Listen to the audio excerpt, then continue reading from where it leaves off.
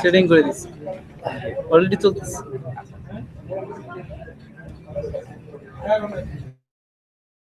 দিয়ে যাই আপনারা, চলুন। আচ্ছা ঠিক আছে।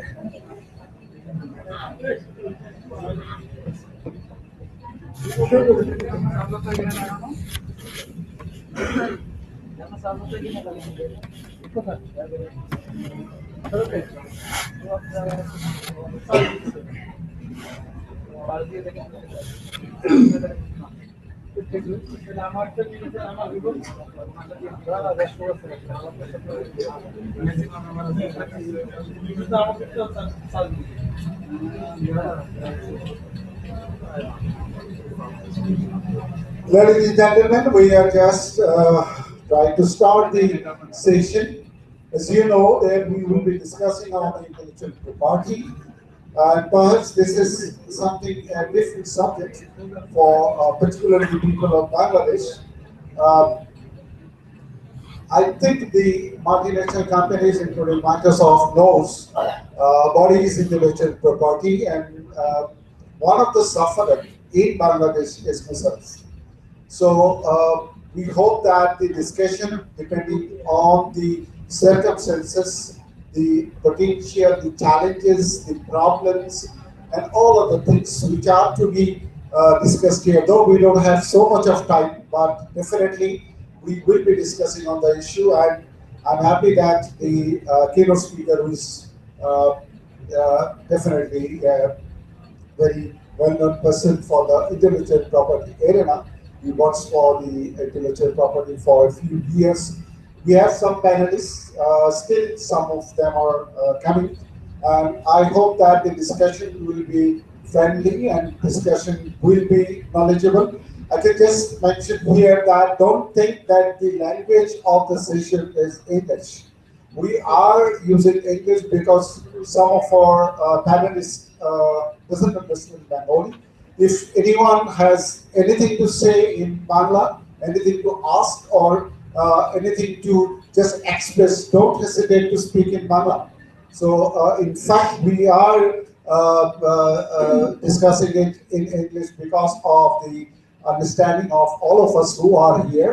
So, first of all, I would like to say that it's not true that intellectual property is for the multinational companies. It's not true that we would be discussing about the piracy or anti-piracy, legal issues or all other issues.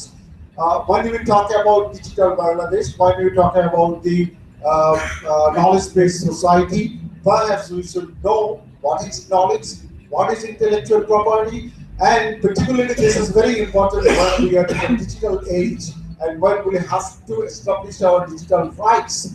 There are lots of issues which are seriously related with the development of the digital technology here. So we hope that we will be discussing the whole issues today. Probably not all, because intellectual property includes so many things.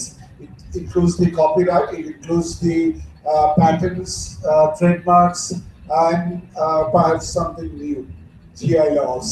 So we have very competent panelists to discuss, and you are also invited to discuss the issues. And if you have any question, don't hesitate to ask the panelists or the keynote speaker or to the moderator.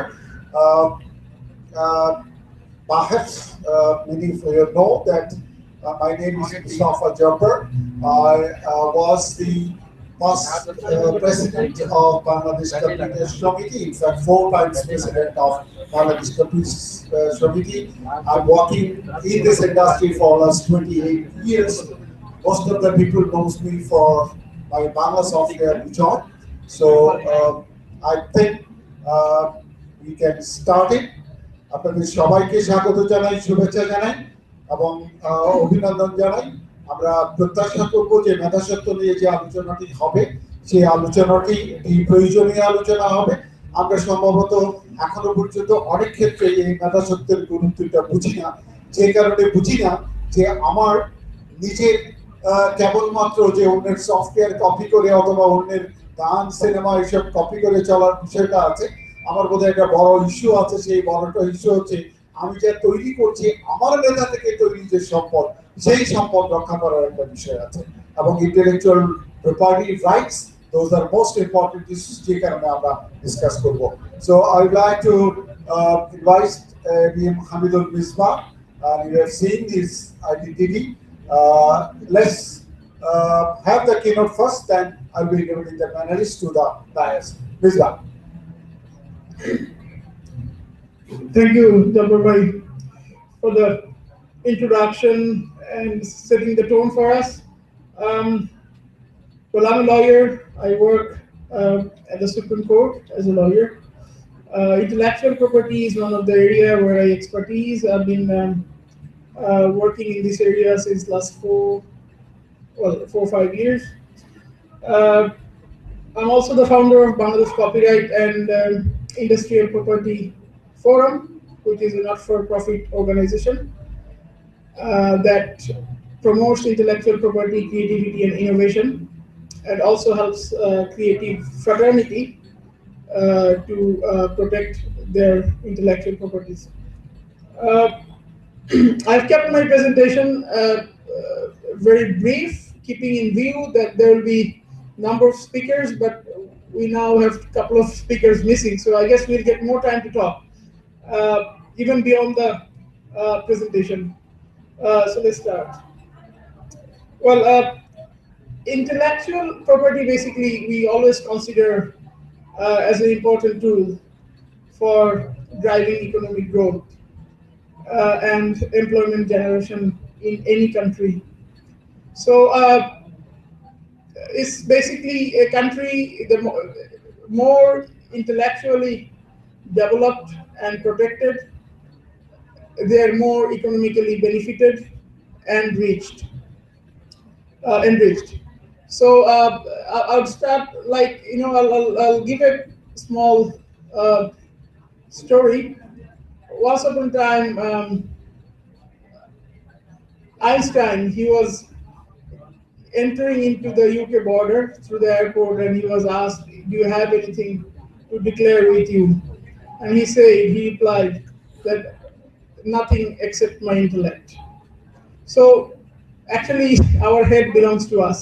So whatever we have in our head, that is our intellectual property, and we should be able to protect them. If we do not, then we'll suffer. We'll suffer in our individual level and at the national level too.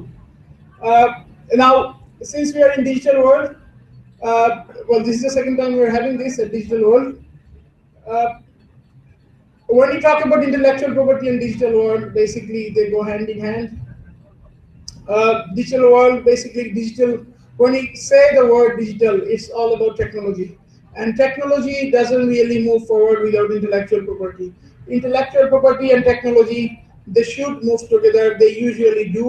They go hand in hand and they complement each other. So whenever there is technology, there is phrases like digital, we always need to think about intellectual property. So let's see how I've tried to capture some of the things. It's always difficult to capture what we do in the digital, in the web, because the whole world is virtual now. So it's always difficult to capture everything in one slide, but I've tried to capture a few things that I found would be very significant to categorize what we do in digital era. So it's like whenever you open a website or a blog or social networking site. So it's basically either it's a business model that we open or we enter into or we look into, or which is supported by a software. Then when we enter into that site, is what we find is content. All the information there, the pictures, the logos, the color, the look and feel, they're actually the content.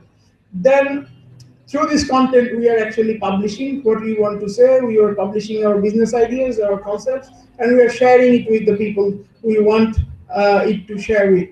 So business model, if we want to talk about business model is again is innovation, is ideas, expression of ideas and concepts. So these are valuable intellectual property. And we empower these, or we use software tools to have them up and running on the web. And these are basically when we talk about software, softwares are is the intellectual property, lies in there is layout design, the user manual of that website, look and feel of the website, the color combinations, and also the domain name. That is also another intellectual property.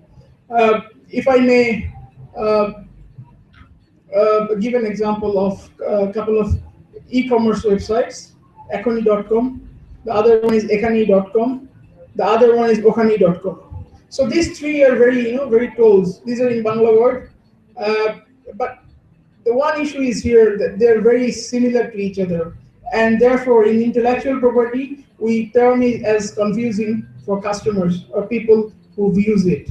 So this confusion actually should have been removed, because a simple registration, I don't know if they've done it or not, but these are really, really confusing. So whenever an e-commerce site is actually uh, identified by the domain name, so that's the trademark of an e-commerce site. So these are the, this is one example. In terms of content, uh, contents are usually either user generated, the content we use or we come across in web, uh, these are the user generate them, or they're taken from public domain, or they are either licensed or authorized. Basically, license and authorized means someone else has ownership or proprietary right on those contents. Because if I write anything about my organization or my company in my website, this information identifies my business, identifies my concepts, that talks about my business strategy. So these are actually proprietary information that belongs to me or my company.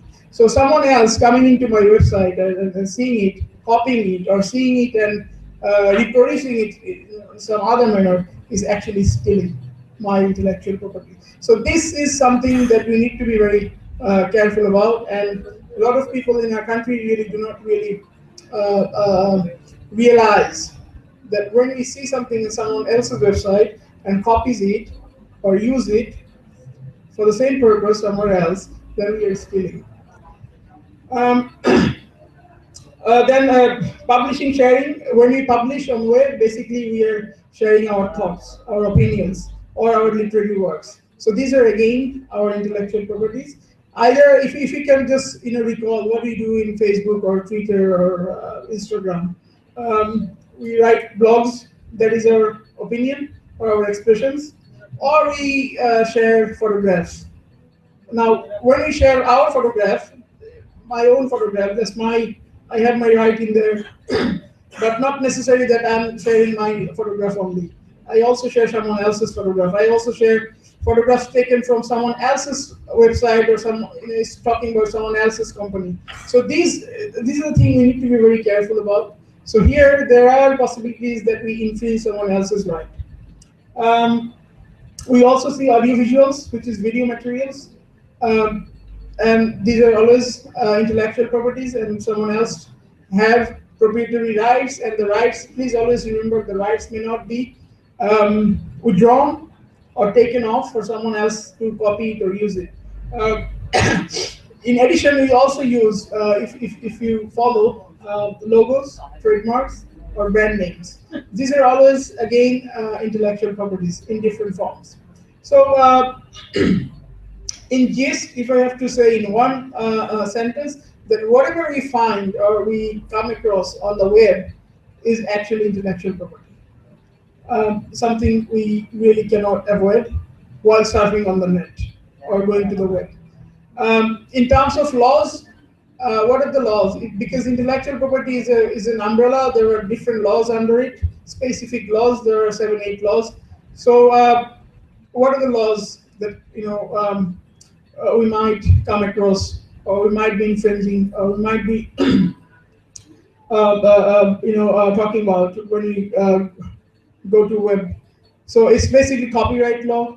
It could be patent law. There are designs involved in materials or web-based contents. Of course, there is trademark.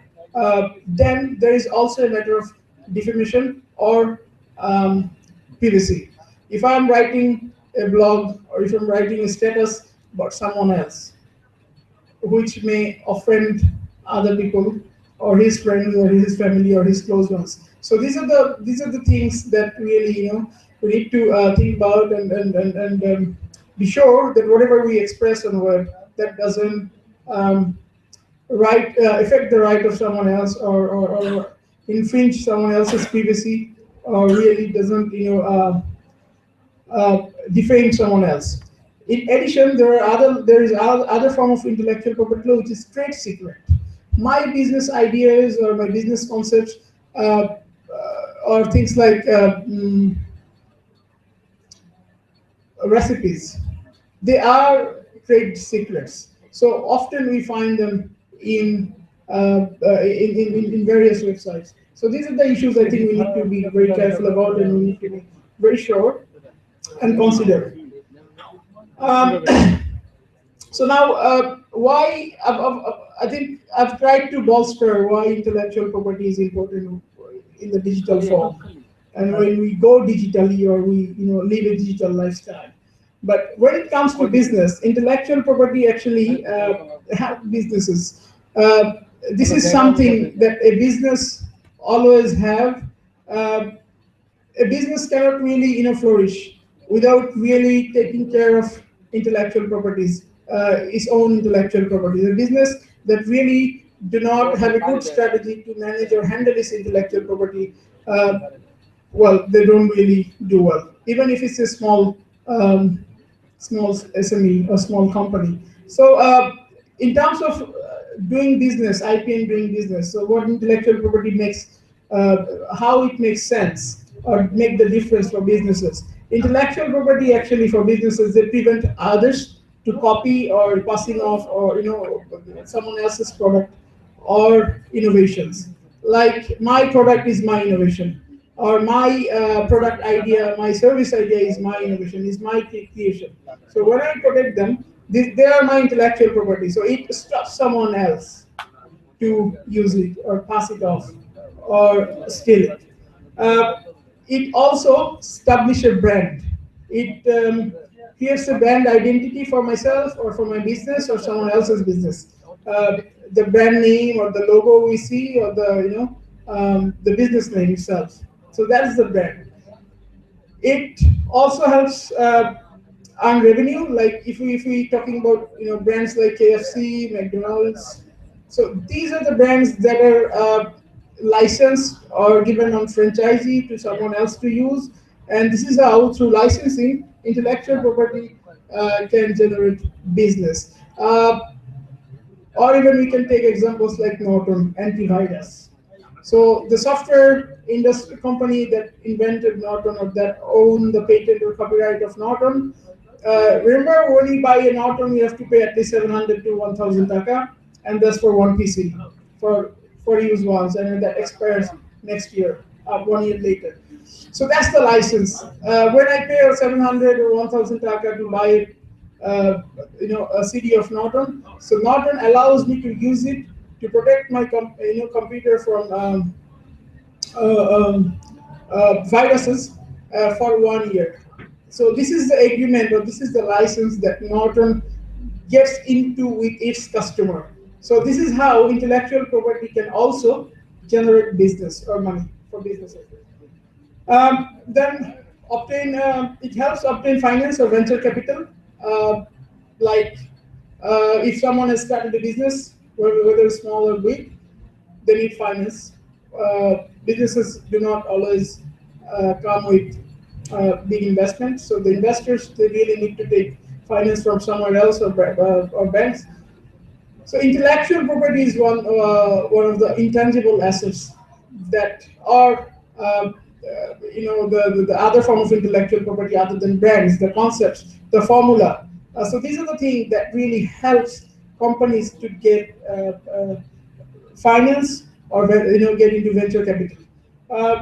That it increases commercial value of the brand or of the company, and also ensures freedom to operate at different parts of the world. So if I have intellectual property, I'm a company based in Bangladesh, and if I protect it in Bangladesh, but I also want to operate somewhere in India or in the subcontinent, then if I protect them in other countries, I'll also uh, I'll be able to operate in those markets without any fear that someone else will steal my intellectual property.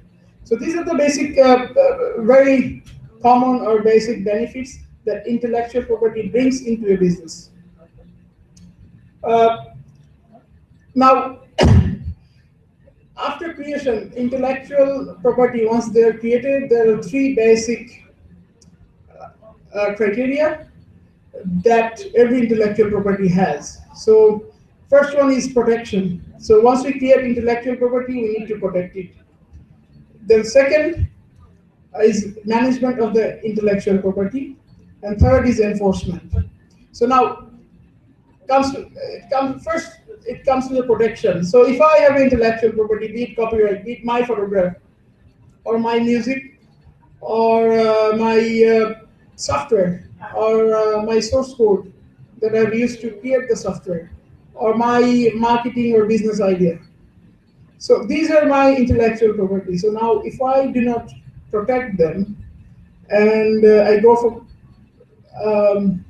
branding, I go for marketing, and they're open to people. Of course, they'll be open to people because I'll have to generate money exploiting them. So there is a risk that somebody else will steal them. So protection is very important for intellectual property. So if we do not protect them well, if we do not protect them right in the right format, then we will suffer. The business will suffer. So it's very important for businesses. And one thing I think we should remember: one intellectual property can be protected in different form. I'll give you a very good example, live example. Jabbar Bhai, he is the inventor of Bijoy Bangla keyboard. He has protected his keyboard in under copyright law. He's also protected his keyboard, his software in under patent law, and also the layout has been protected under Design Act. So, see, he's a very smart businessman, and we should follow him. There are very few businessmen in Bangladesh, entrepreneurs, that have intellectual property and have taken this sort of measures to protect their intellectual properties. So we have a very good. This is why he has been featured in WIPO's website. There is a video on him. So that's a great achievement for Bangladesh, for Bangladeshi entrepreneur. So yeah, I think he deserves a round of applause. So see, protection is very much important. That once it's protected, then I can stay risk-free. I can then manage it well. So without protection, the management of the intellectual property becomes very, very, very difficult. So because then, if someone else is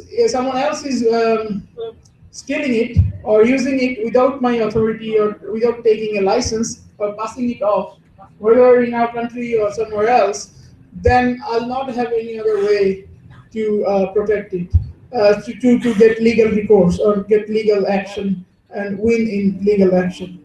So this is why the management, because every time I want to exploit my intellectual property, the person who I'm issuing the license to, or maybe given franchising, they'll always ask, okay, under what law have you protected it? Have you protected it at all? Has it been registered at all? So it becomes really easy if we really protect our intellectual properties. One thing, in terms of protection, if it's copyright, then the protection, so the right is it's automatic right.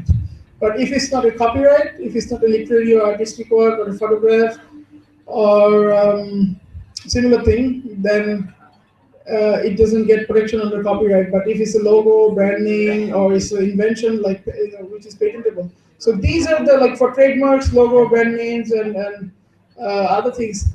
The protection comes once we ask to the government, request the government to give me protection. That means we have to apply for registration. So unless I register my trademark or my brand name or my patent or my software for patent or any other invention, I'll not get protection. So I have to. The application is must. Registration application is must. So it comes after application. So it is given by the government. It's not automatic like we get it in copyright. In terms of management, there are other things I'd like to mention that in developed countries, there are agents who work as intellectual property managers. Most of the businesses, they do not, either they have a unit in their own office or in their own company to manage their intellectual properties and and do the like patent portfolio or IP portfolio to handle the portfolios and exploit them, or they hire external experts or give it to someone else to manage it. So we are, as a country, we're yet to move in that scenario. Now, third is enforcement. Because I have created it, then I have protected it, I have tried to manage it, but again, there are people who will do unethical things, who will try to steal, knowingly or unknowingly, they'll try to steal. So when it happens, then what do we do? We need to enforce our right. That means we need to seek legal assistance, we need to go to the court, and or we need to have alternative dispute resolution. So we need to take help of lawyers, we need to go to the court, we need to file cases. So in our country, what we found, apart from companies, on individual level, we've seen that there is very much reluctance on the right holders' part to seek legal recourse or seek legal action if their rights are infringed. Because we, as a country, there are different reasons, which I'll come later, part of my presentation. We do not really go and seek enforcement. So this is something that we really need to do in order to, protect my intellectual property and not let other people passing off my right. Now, why it happens? One of the reasons it happens because the awareness level in our country on intellectual property is very low. So we are not educated. We do not know how intellectual property works, what are our rights, and how to protect our rights. And we also do not know what is someone else's right and how we should respect someone else's right. So this is something where the responsibility starts from the government level, because the government responsibility does not really end with just passing a law in the parliament. With every law the government passes, there are three different subsequent duties or responsibilities every government must have.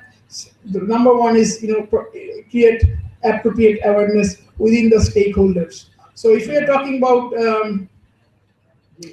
patent law or trademark law, then after enacting the law, the government should, or even the GI law, which we had in 2013, the government should go and talk to the people who are involved with GI, who creates GI, who sells GI, and who exports GI or who produces GIs. So unless we do that, and also the people who are going to administer the law, who are going to enforce the law, so government needs to come and train them so that they know that how to enforce the law. And also other mechanisms, like when there is an infringement happens, then people have the information that where to go and file a complaint or lodge a complaint. And at the same time, that office needs to be equipped well so that they can handle such complaint mechanisms. So these are the three areas where our government always have found performing really, really, bad. So we need to improve on that. And specifically, areas of law which are very critical and not very common, like intellectual property. So these are the areas where I think the government need to give more focus. This is, I hope you can see this. This is International Property Rights Index 2014. If we look on the figures, legal and political environment, our score is overall 88 out of 97 countries. So we are in number 88 out of 97 countries. In corruption, we are 79 out of 97 countries. But if we come to the bottom part, where intellectual property rights are mentioned, we are actually 97 out of 97. So Well, and I'm following this consistently since 2011. Well, it has not been improved. I mean, it's there. So it's really frustrating. Where we have a lot of creation is in our country, there is a lot of indigenous knowledge. We have a huge pool of talented young people who are involved into creating softwares in the ICT business. So this is the people, who drives the nation, generates a lot of employment for us, and increase our GDP growth. So this is why, keeping this in view, I think this is where we need to look at. So what are the underlying reasons for infringement of intellectual property? Number one, I would say the premature IP culture. We need to see. We always talk about culture. Do we have the culture? So the IP readiness, the IP culture. We are yet to have an IP culture in Bangladesh. We download music illegally. We copy things from web. We buy pirated softwares, pirated films, but we really do not have the feel that actually we're stealing. We're thieves. So we actually do not think that way. So that's what I say, that we need to have this thinking inside our head somewhere that, okay, we've done this, but going forward, maybe we cannot really keep doing this. And there must be an end. Because actually, I may be having a short-term benefit upon buying a pirated CD or software, but in the long run, the country suffers.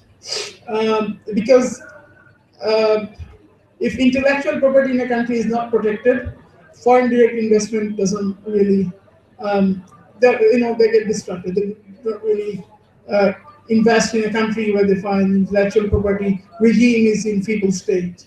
Then the local industry also, they do not really get the due respect. If intellectual property is not really protected. How many of us have seen a musician making crores of money? Well, I don't know, but I haven't seen anyone. How many have seen a Jamdani weaver is having a good, sustainable life, sending their kids to the school? We've done some survey with the Jamdani people, and we talked to their kids, and their kids, they don't really want to come to this profession, just because they've seen their parents struggling, and they struggle, they study, and they want to have a different life. They want to go to job, they want to go, they want to go abroad, or they want to come to big cities and work in different industries. They don't really want to carry over what their parents have been doing or grandparents have been doing. Remember one thing, Jamdani is a GI product which needs to be taken and carried over by generation after generation. And the knowledge actually passes over generation after generation. So if the next generation is not carrying it over, then we'll soon find people, the Jamdani community is not really, not making more Jamdanis than we used to get before. So we need to have this IP culture in Bangladesh. We've talked about lack of IP awareness, IP education among IP users. We all are IP users, intellectual property users at our own capacity, personal capacity, or at the workplace for professional life. So either we use a pirated software, or we use the same at the office for office work. So in any of the categories, we basically, and we do that because we do not really know that we are infringing someone else's right. So the level of awareness is really low, nearly zero. So we need to increase that. Zero enforcement initiatives. I've talked about this. I get to deal with a lot of musicians, and I find it very difficult to push them to go and file a case for a copyright infringement. They don't really go. There are different reasons, but they don't really go. They don't want to see the end of it. They just want to stop after giving a legal notice by a lawyer. So this reluctance, I'll come up, touch upon why this reluctance is actually. So enforcement is zero. So this is personal level, right holders' interest when are infringed. But what have we seen from the government? The copyright law, trademark law, they allow police officers at the level of superintendent or above, if they have information, then this is that somewhere piracy is going on, they have the mandate by law to go and seize the items. But they don't do it. Even they don't do it when you complain, make a complaint. See, it's very difficult to move them, to pursue them. So at the state level, at the government level, or at law enforcement agencies level, is also the regime is very feeble. Um, Inconsistent intellectual property decisions given by the courts. I'll give you some court decisions later on, because see, the court decision actually, when you go to court, we seek justice under the Regulable Inheritor, and that should be ensured by the laws, because laws are very clear cut, black and white. So when someone else's property or intellectual property is stolen or infringed, right, is infringed, then we always do not get the right justice, the right decision from the court. We always do not get the justice. So, and there are reasons, lack of judges' knowledge. There are other reasons, which I don't want to discuss. But so decisions need to be consistent with the law. So when a judge delivering an IP decision, that needs to be consistent with the law. Is saying something, judge is giving a decision, something else. So this is another area that discourage us to seek legal recourse on intellectual property infringement. Absence of royalty collection agencies. We did not have royalty collection agencies in other countries. There are agencies that collect the royalties for the right holders. So we did not have that until now. We have it now since last year, but it's still yet to fund. So this is another area that we can hope that we'll see some improvement in the near future. Then, of course, affordability. If someone is using Microsoft Word or Office, then affordability is a matter. So a lot of the people in our country, they use proprietary software because of they cannot afford it. So it's not only that they cannot afford it; the willingness is also a matter. So as long as we can, we have proprietary softwares. Next sells genuine software.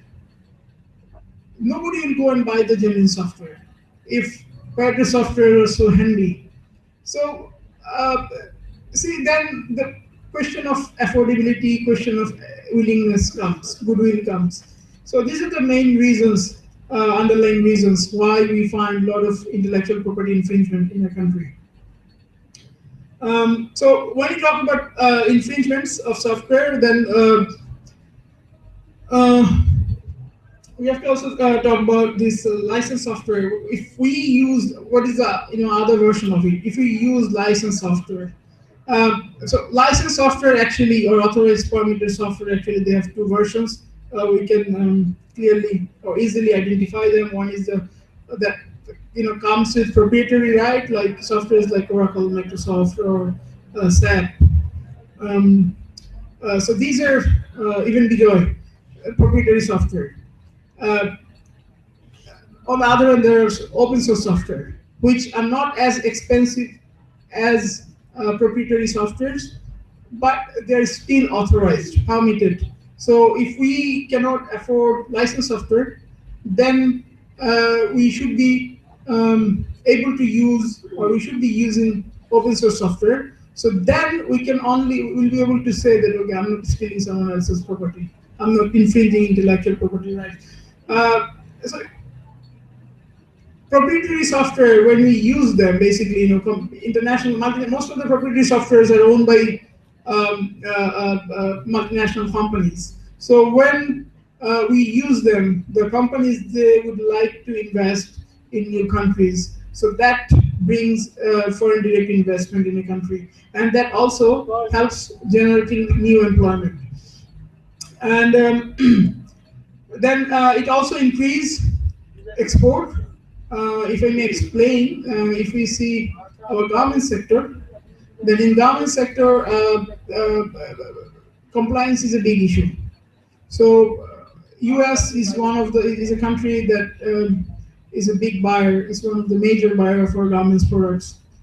And for them, even for European buyers, compliance is an issue. So any company that is not compliant, including fire safety and other things, so intellectual property compliance is also a matter for them. So governments using pirated software also undermining Bangladesh's credibility as a country, and this also matters for us to have increased export. Then positive image. Of course, when we are 97 out of 97, it doesn't really bring a very good, it doesn't really establish a very good image for Bangladesh. So that also is a matter. On the other hand, if we cannot really afford proprietary software, then we should not be using those softwares. We should rather use open source, because if you cannot afford proprietary software, then that's the other option. So then OSS that helps developing in a local industry. The local industry is basically they invent or they create new softwares based on open source platform, which is actually authorized. So if someone does not really cannot really afford softwares owned by SAP or Oracle or Microsoft, then without rather using a pirated software, I think they should be using. It's better if we use open source software. Then we won't be caught for infringement. And this way we can also help to develop local industry. It enhances the national security because with open source software it comes with the code, and this code can be molded, can be rebuilt, and can be reverse engineered. So so these actually, if it's used for defense, for armies, then they actually help gives better security. So this is one of the. Then we can localize them. It's easier. They're not password protected. So these are some. It also increases competition locally. Then it gives enhanced access to information and ensure vendor independence.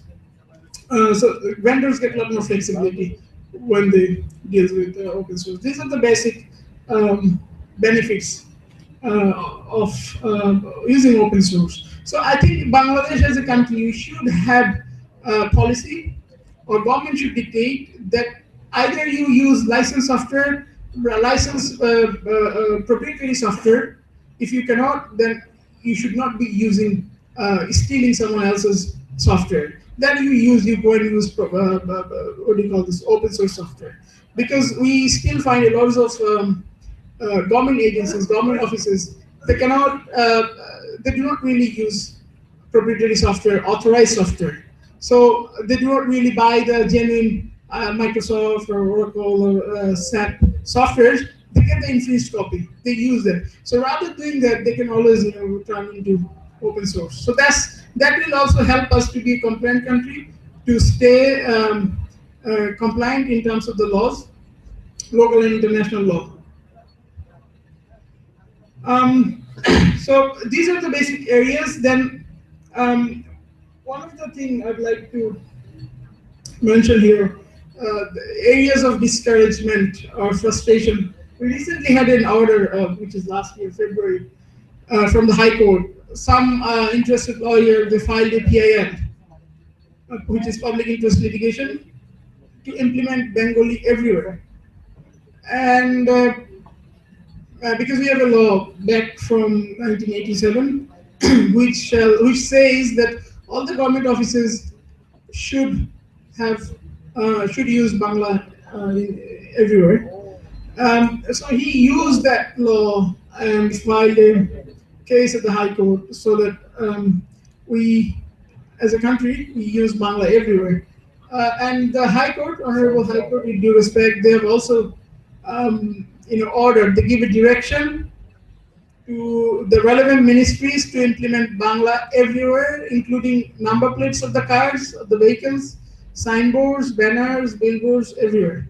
So now here, this is another area that we need education, pro IP thinking.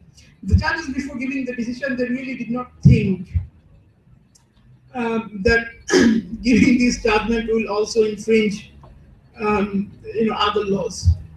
So wherever we see a signboard that is not written in Bangla, maybe written in Hindi, English, Urdu, or in other language. So that's basically what? That's basically expression of someone else's idea. This is the way. If I write my brand name or my logo or my signboard or banner in English, that means I want to express in English. It's for my target customers, and this is how I want to communicate them, and this is the concept or business idea that I have developed. So these are all, my thoughts that I can freely have and express, and these rights are also given and ensured by the Constitution, Article 39, freedom of expression. So they really did not think that further, that giving this decision will also hinder our freedom of expression, which is Article 39. Intellectual property rights in the form of trademark or copyright, and also some licenses. Basically, like if I may give an example, KFC. When KFC franchised KFC to Bangladeshi company, they also gave a license, issued a license to the Bangladeshi company to use the trade name or trademark KFC, and they cannot use it in Bangla. They have to use it the way KFC is used in other countries, or they have allowed. They did not allow them to use in Bangla. So this is where the licensing terms and conditions are getting violated just because of this court order. So judges need to be very careful before they pass anything. So here, I'll also reiterate this at the later part of my presentation, that we need training for judges. We need capacity building for judges to have intellectual property justice in the court. So this is one of the areas of frustration. But however, after the High Court verdict, there were lawyers that went to the appellate division and challenged that for the respective companies and got the stay vacated. And then the appellate division sent the matter back to the High Court, and we are yet to have the rule heard by the High Court. So I think it will take some more time. Let's see what happens. But this is another, contrary to that, there is another order which is given by European Court of Justice. So here it's a different matter, but I'm just giving a scenario in contrast. The mindset of our judges and the judges in other countries. If you look at the bottom part, which is marked in red, so here what is saying in gist, anybody whoever copies content from a website, and there are softwares that can automatically copy content from someone else's software. So this decision of the European Court of Justice has declared that illegal. So this is, we can easily see it in contrast, that how our judicial or court system can enable IP and can really help to establish IP framework, strong IP regime in a country. Some of the positive developments that has taken place over the last couple of years, I would like to highlight. We've had a decline in software piracy in 2013. It has, in 2012, it used to be 90%. In 2013, it was like 87%. So there is a decline, which is a good, which we find a bit positive. So decline in software piracy, business software piracy. So that's a bit positive. I've talked about royalty collection agencies. We did not have royalty collection agencies until last year. Last year, the Ministry of Culture that has licensed one organization called BLCPS, Bangladesh Lyricists, Composers and Performers Society. And this society has been given the authority by the ministry or by the government to collect royalties for its members, lyricists, musicians, performers, and composers, they can now be a member of this organization and can collect their royalty from various sources through this organization. So we've talked about IPR management. So this is one of the things. This sort of organization, they manage IPR for the right holders. We've had intellectual property policy last year with the help of WIPO. The policy is yet to be published or enacted, but I think it has been sort of finalized by now. So this policy will work as a roadmap for Bangladesh in terms of intellectual property. We've had a technology transfer center at the Department of Patent and Trademark last year, again with the help of WIPO. So WIPO is basically giving the support to DPDT, which is under Ministry of Industry. WIPO is interested to have a WIPO Academy in Dhaka University. Talks are going on.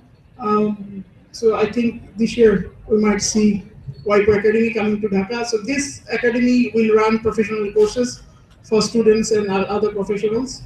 So this will help us to have access to IP education in Bangladesh. We have had anti-piracy raids. Japarbari had once, sometimes in 2010. We have other raids too. So that is another step that is taken to enforce intellectual property rights in Bangladesh. We've had Geographical Indication Act in 2013. Now we want the rules. The rules have not been enacted.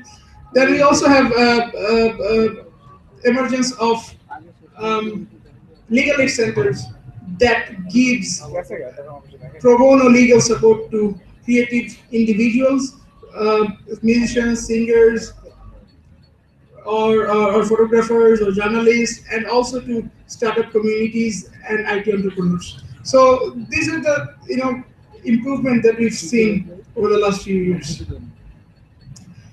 In terms of requirement, I had because we had Mr. Law Minister with us, we thought he'd be here, so I put them in terms of our demand. But unfortunately, he could not make it here. He's stuck at Parliament. So we need a new set of Patent Act. Our Patent Act is from 1911, so that really is not fit for this 2015. So we need an act, and the draft act is being in the draft form for quite a long time, but we need to see the end of it. So we need speedier action from the Ministry of Industry on that. We need GIUs. Government is working on that again. But one of the most important area I would like to mention the Data Protection Act. We need also Data Protection Act because whatever we see in the web, even the source codes, they're apart from being able to protect under copyright or patent law, they can also be protected as data under the Data Protection Act. So intellectual property, proprietary informations or intellectual properties in other form, that if we have this law, then we can also protect it under Data Protection Act. The Copyright Act is being amended again, but it's not complete, so we need to get it done so that we can actually accommodate some of the new developments that have taken place internationally over the last few years. Like India, they've amended the law back in 2010. Countries like UK, New Zealand, then Canada, they have changed their law, amended their law, and brought some new changes. One, for example, I can say they have extended the area of fair use, where you can use copyright protected materials or contents for nothing without any permission. So this area, it used to be for like 3-4 reasons. So that has been extended for people who are VPs, like visually impaired people who cannot see or can. So people that cannot see, for them, the protected copyright materials have been relieved. So these are the few improvements that we see. So our law needs to be amended, so which is underway, but needs to also look into these issues to accommodate these issues. We also need traditional knowledge, guidelines or law for traditional knowledge. We've got a lot of indigenous knowledge and similar things. So there needs to be a statute or law that will give us a scope to protect them. Areas of improvement or challenges: we need to have mass awareness generation throughout the nation. So basically, some of the laws in other countries, they have a section somewhere um, that requires or that says that after enactment of the law, government will run awareness campaigns, training sessions for 2 to 3 years. We had this in GI Act, we had this in competition law, we had this in some other acts, but when in the draft form. But when the acts, the laws get passed, and we see it after the bill have been approved at the parliament, then we see this, these sections have been left out from the main law. So this is another area. I think having these sections in the act will give government a scope, or or even for the private sector to run awareness campaigns, to run training sessions. So from this, from this sort of initiatives, mass awareness will generate, and we will be able to educate ourselves on the relevant laws. We've been talking about IP specific codes. One of the reasons is there are specific codes on various matters. So the reason for advocating IP specific codes is basically when we have IP specific codes, the judges would be expected to have training, a lot more education and interest to handle those and adjudicate those matters. So that will actually ensure justice and consistent orders from the court. We need capacity building for law enforcement agencies, officials of the Department of Trademark and Patent and Copyright Office. There has been some improvement in the Copyright Office fairly recently with the new register. So he has created a help desk. He has created a Facebook. He's working on to have a new website with a lot more tools so that people can get a lot more information with regard to how to file a copyright application for registration, what are the information or documents needed, so all these. But I've heard also that he's also trying to have an automated copyright application system, which might require a lot of fun, but he's actually trying. So we need judges training, which I've already mentioned. The other area, I think, we do not. I haven't met anyone who can draft patent in Bangladesh. I asked Jabbar Bhai a couple of years back that who drafted your patent. He said I did. I asked my friends, lawyer friends in other countries, well, in other countries there are patent agents, there are patent draftsmen. In US, like there is to become a patent lawyer, you need to have a degree in engineering. So patent drafting is an issue here. I remember I sent one patent application to one of the guys who drafts it, and he drafted it in 3 pages. Then I asked one of my Indian lawyer friends that how long do you take to, because I don't know how to draft it, because I'm a lawyer. So now he said it takes at least 2 months. And this guy, he did it in 3 days.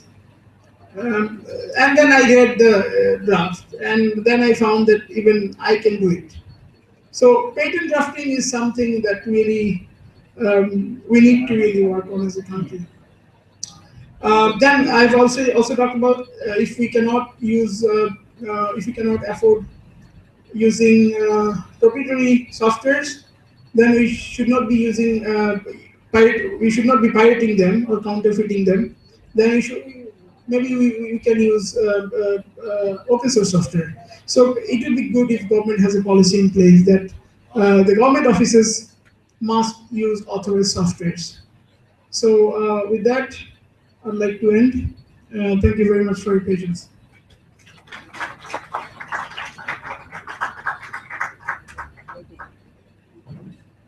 Thank you, Misbah.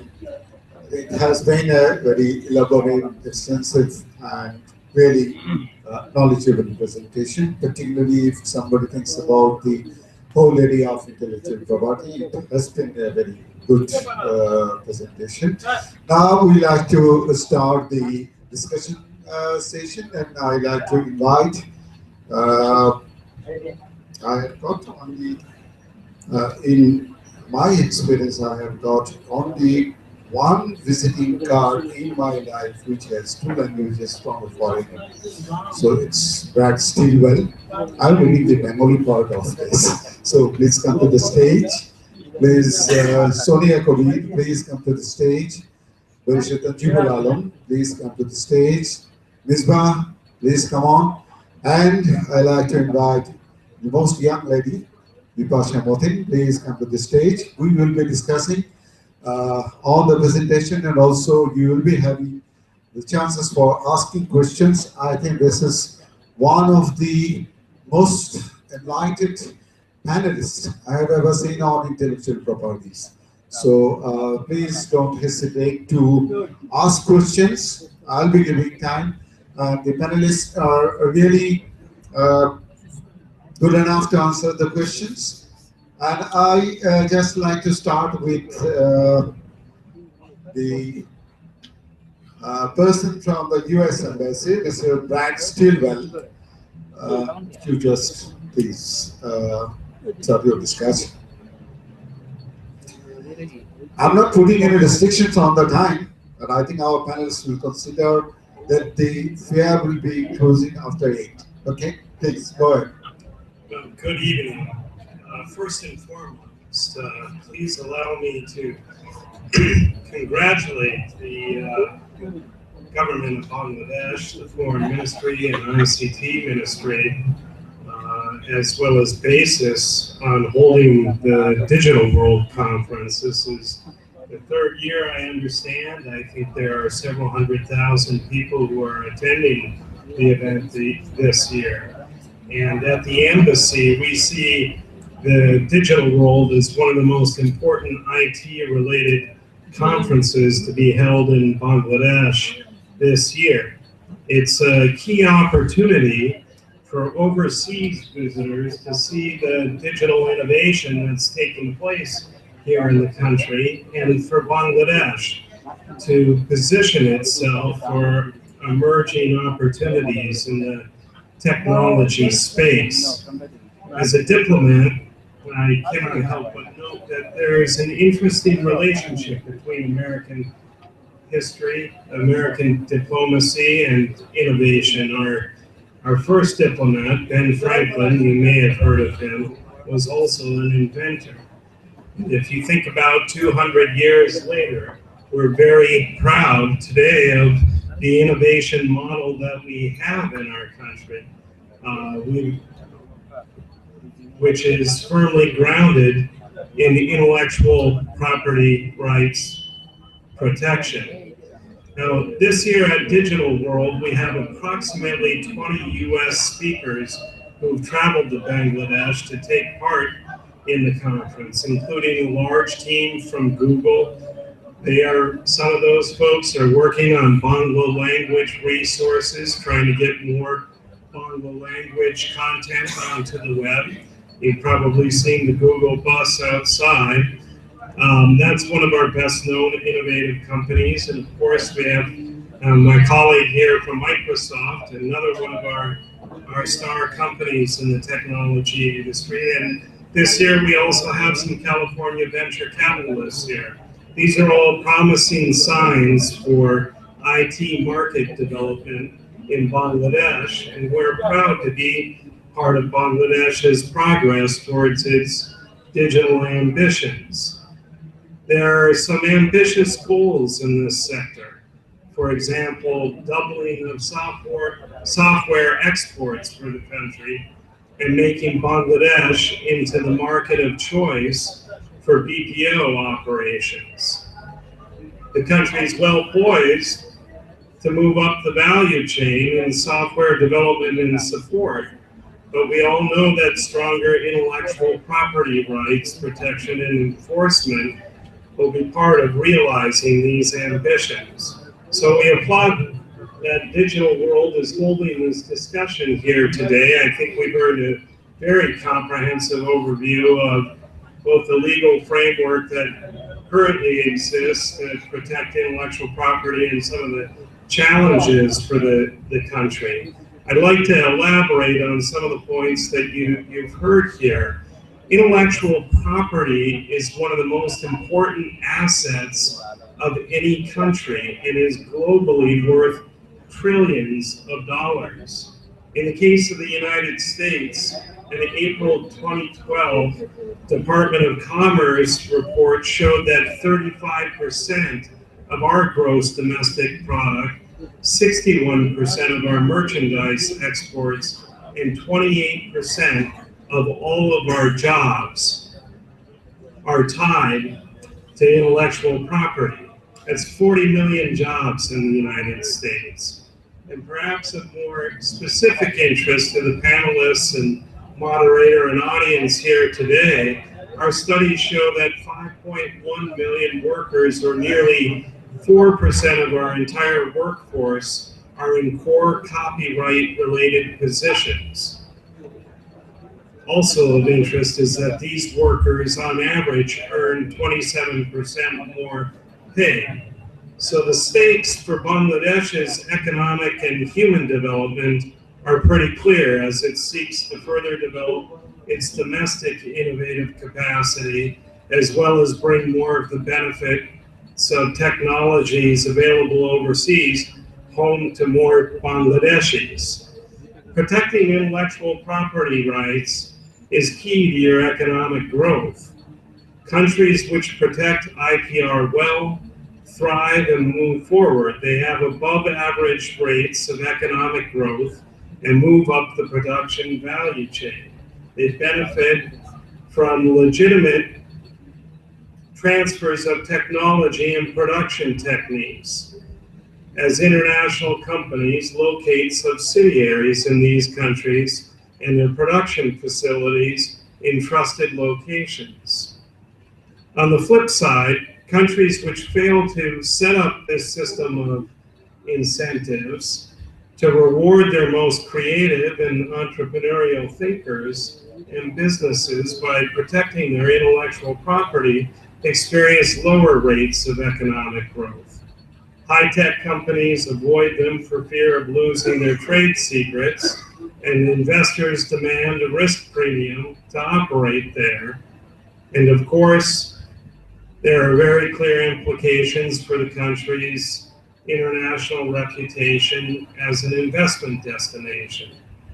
So implementing a robust IPR protection regime is an important step, but on its own, it's not quite enough. The laws have to be sufficient for protecting both hard goods and online material, and they need to not only protect the IPR, but there has to be enforcement that's effective by the police and the judicial system.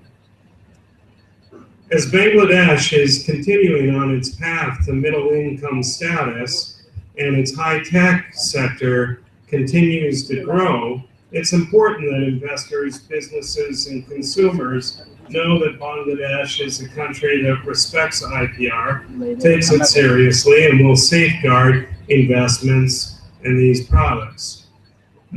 Moreover, Bangladesh, as the keynote speaker has noted, is a country that's filled with creative inventors and entrepreneurs whose intellectual work and effort should be protected.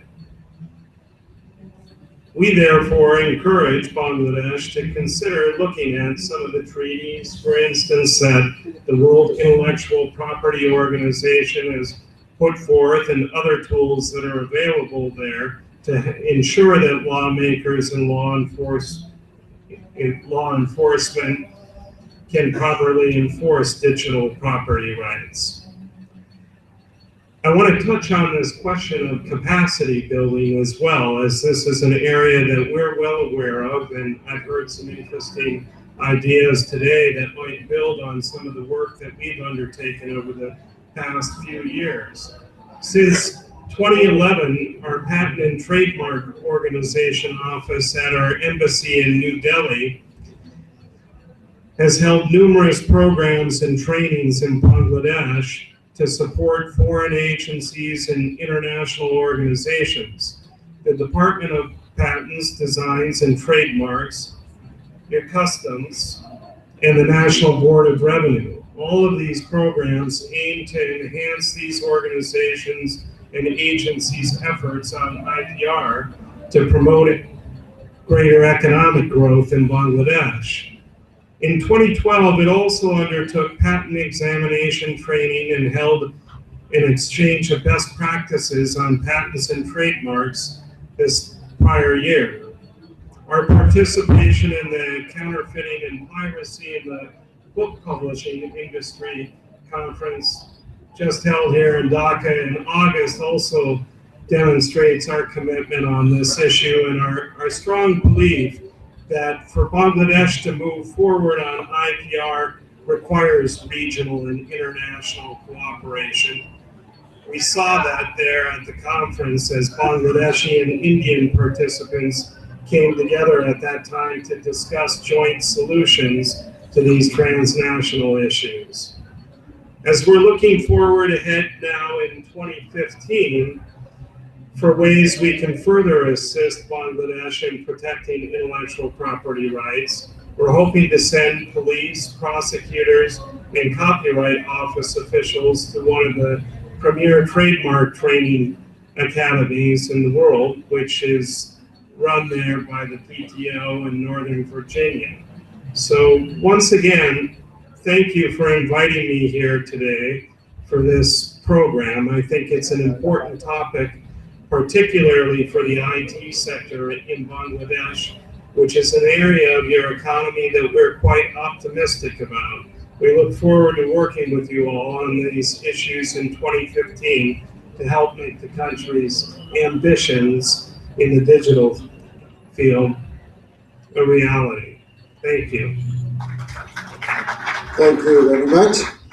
I think one of the information which is very important for a nation like Bangladesh is that US generates 35% of its GDP through intellectual property products. I think we are now thinking of to have 1% of GDP just using the whole of ICT. I think it's an experience we can utilize, and the country, when talking about digital Bangladesh, can seriously think of using the intellectual property, and the whole country can go forward. Ladies and gentlemen, now I think we should be discussing not only about the multinational companies, their intellectual property rights, and also on something which might surprise you, that a young lady sitting by my side, of my daughter's age, she has fought for a right of our common people. You have heard that Jamdanis, the chomchoms, and other indigenous products, which we call it as GI products, was neglected, and there is no right for these products for the Bangladeshi people, the weavers, and other peoples. This young lady has fought for the right of these people, and now I would like to invite Bipasha Moti to tell her story about why she did it. I thought that I'm the last person of my generation to fight for intellectual property, so I found someone else coming up from the next generation. Okay, Bipasha, please. Very thank you, and thank you, Mr. Badr Bazaar, for giving me this floor. Well, the story started when I, on 2012, when I read a newspaper. It was titled like our Jamdani, our beloved Jamdani is patented by India. Then I sat on the online and I searched for it, what's the reason behind this. Then I found out there is a GI law, or Geographical Indication Act, where a country can register or patent its indigenous product or special goods under GI Act to protect these particular special goods from other countries from copying. Then I also came to know that Ministry of Industries or the government is responsible to do this.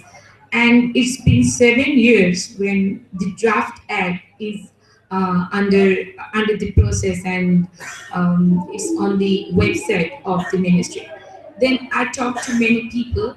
Mustafa Jabbar is one of them. I talked to him too. He also said, yeah, it's been 7 years. We fought for it, and let's see what's happened. Let's give it to the government hand. I said, no, we are all time blaming the government, but who is this government?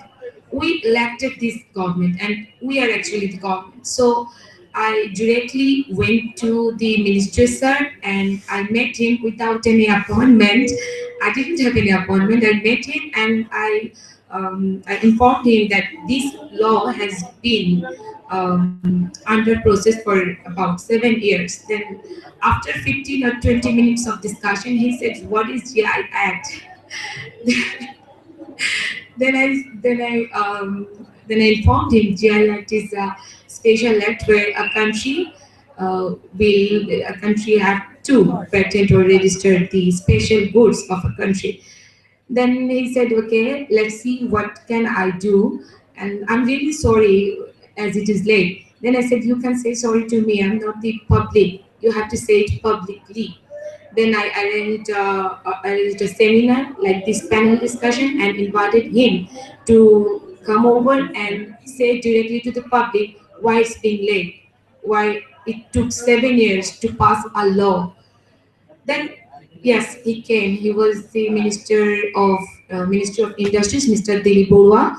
Then he came to my panel discussion that I organized from my university. I was a university girl, and I was a student then. Then on that seminar, he promised to me that I will pass the law from the parliament by this session. In the meantime, what we did, I arranged or organized a competition throughout the nation. That means I divided the country into 7 divisions. Then I invited the young generation to come over with the special goods they have, like Russia division. The students of Russia University came to me or came to us with the product Russia Fosli or Russia silk. Students from Sylhet University came to me with the product of Sylheti Shitol Party or Shamsonge Cha. People or the youngsters from Chittagong came to me with the Mejpan Mangsho or Kumillar Khadi. I collected about 73 products. I made up a database with the format of or by following the format of World Trade Organization, why the product is special, why the product is special on that particular area, and how it can brand your country. As you know, Geographical Indication Act is basically for country branding or to ensure the country of origin of a particular goods. Then I handed over the database to the government. What I could do on that particular day or the morning I read about this, I could throw out the newspaper or blame the government. This government could do nothing, or yes, I can say these sort of things. But what I did, I just take the initiatives. I just took the initiatives, and after handing over this to the government, the database of 73 goods, then on 2013, I got a call from ministry, and they said, okay, it's on November 6th. They said, okay, today the GI Act of Bangladesh will be passed on Parliament, and you are invited. And I said, well, finally, it took 7 years and 9 more months to pass a law by the Parliament, and the law enacted on that day. I was present there and see by myself that how a act had been enacted. As I said earlier, that I could throw out the newspaper, I could blame the government, or I could whatever. I could post a status too in the Facebook by saying, this government is nothing. But what I did, I just raise my voice and say directly talk to the government. Now, there is a question from mine to Mr. Hamidul Shah. That's as I heard from the Ministry of Industry that the rules of this GI law is in under process and 98% of the work has been done already. And the ministers or the government started working on the process. So I want to know the present conditions as I already, as I'm being appointed in my personal job. So I didn't have any touch. So what are the process of registering a product under GI? I heard it's a lengthy process from Bangladesh perspective, and you said you have to train up the judges or you have to sit with the stakeholders, and when and how it will be concluded. That's it, and let's hope for the best. Let's brand Bangladesh. Thank you. So we have heard the fairy tale, in fact, of a young lady, and definitely we should all praise her.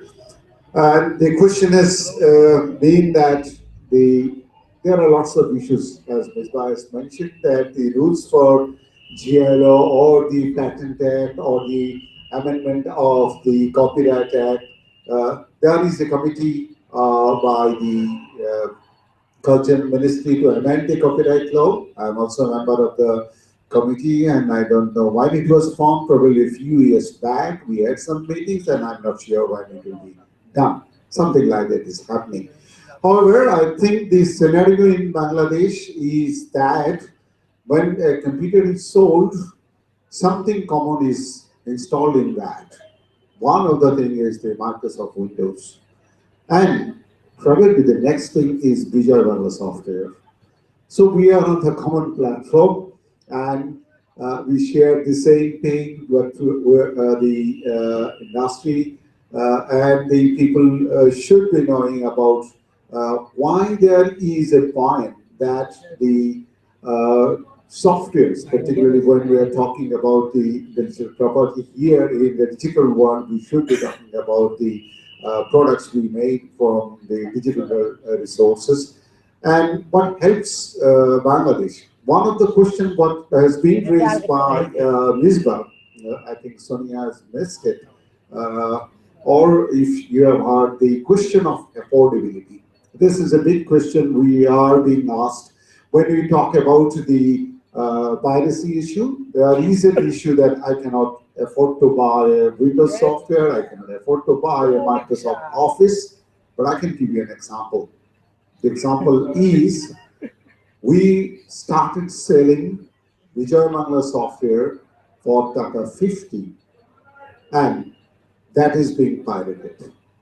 So I think Sonia will be able to answer it in a way. It's not only the affordability, it's a question of probably Ms. has mentioned the culture, the IP culture, is the intellectual property, whether we want to protect it.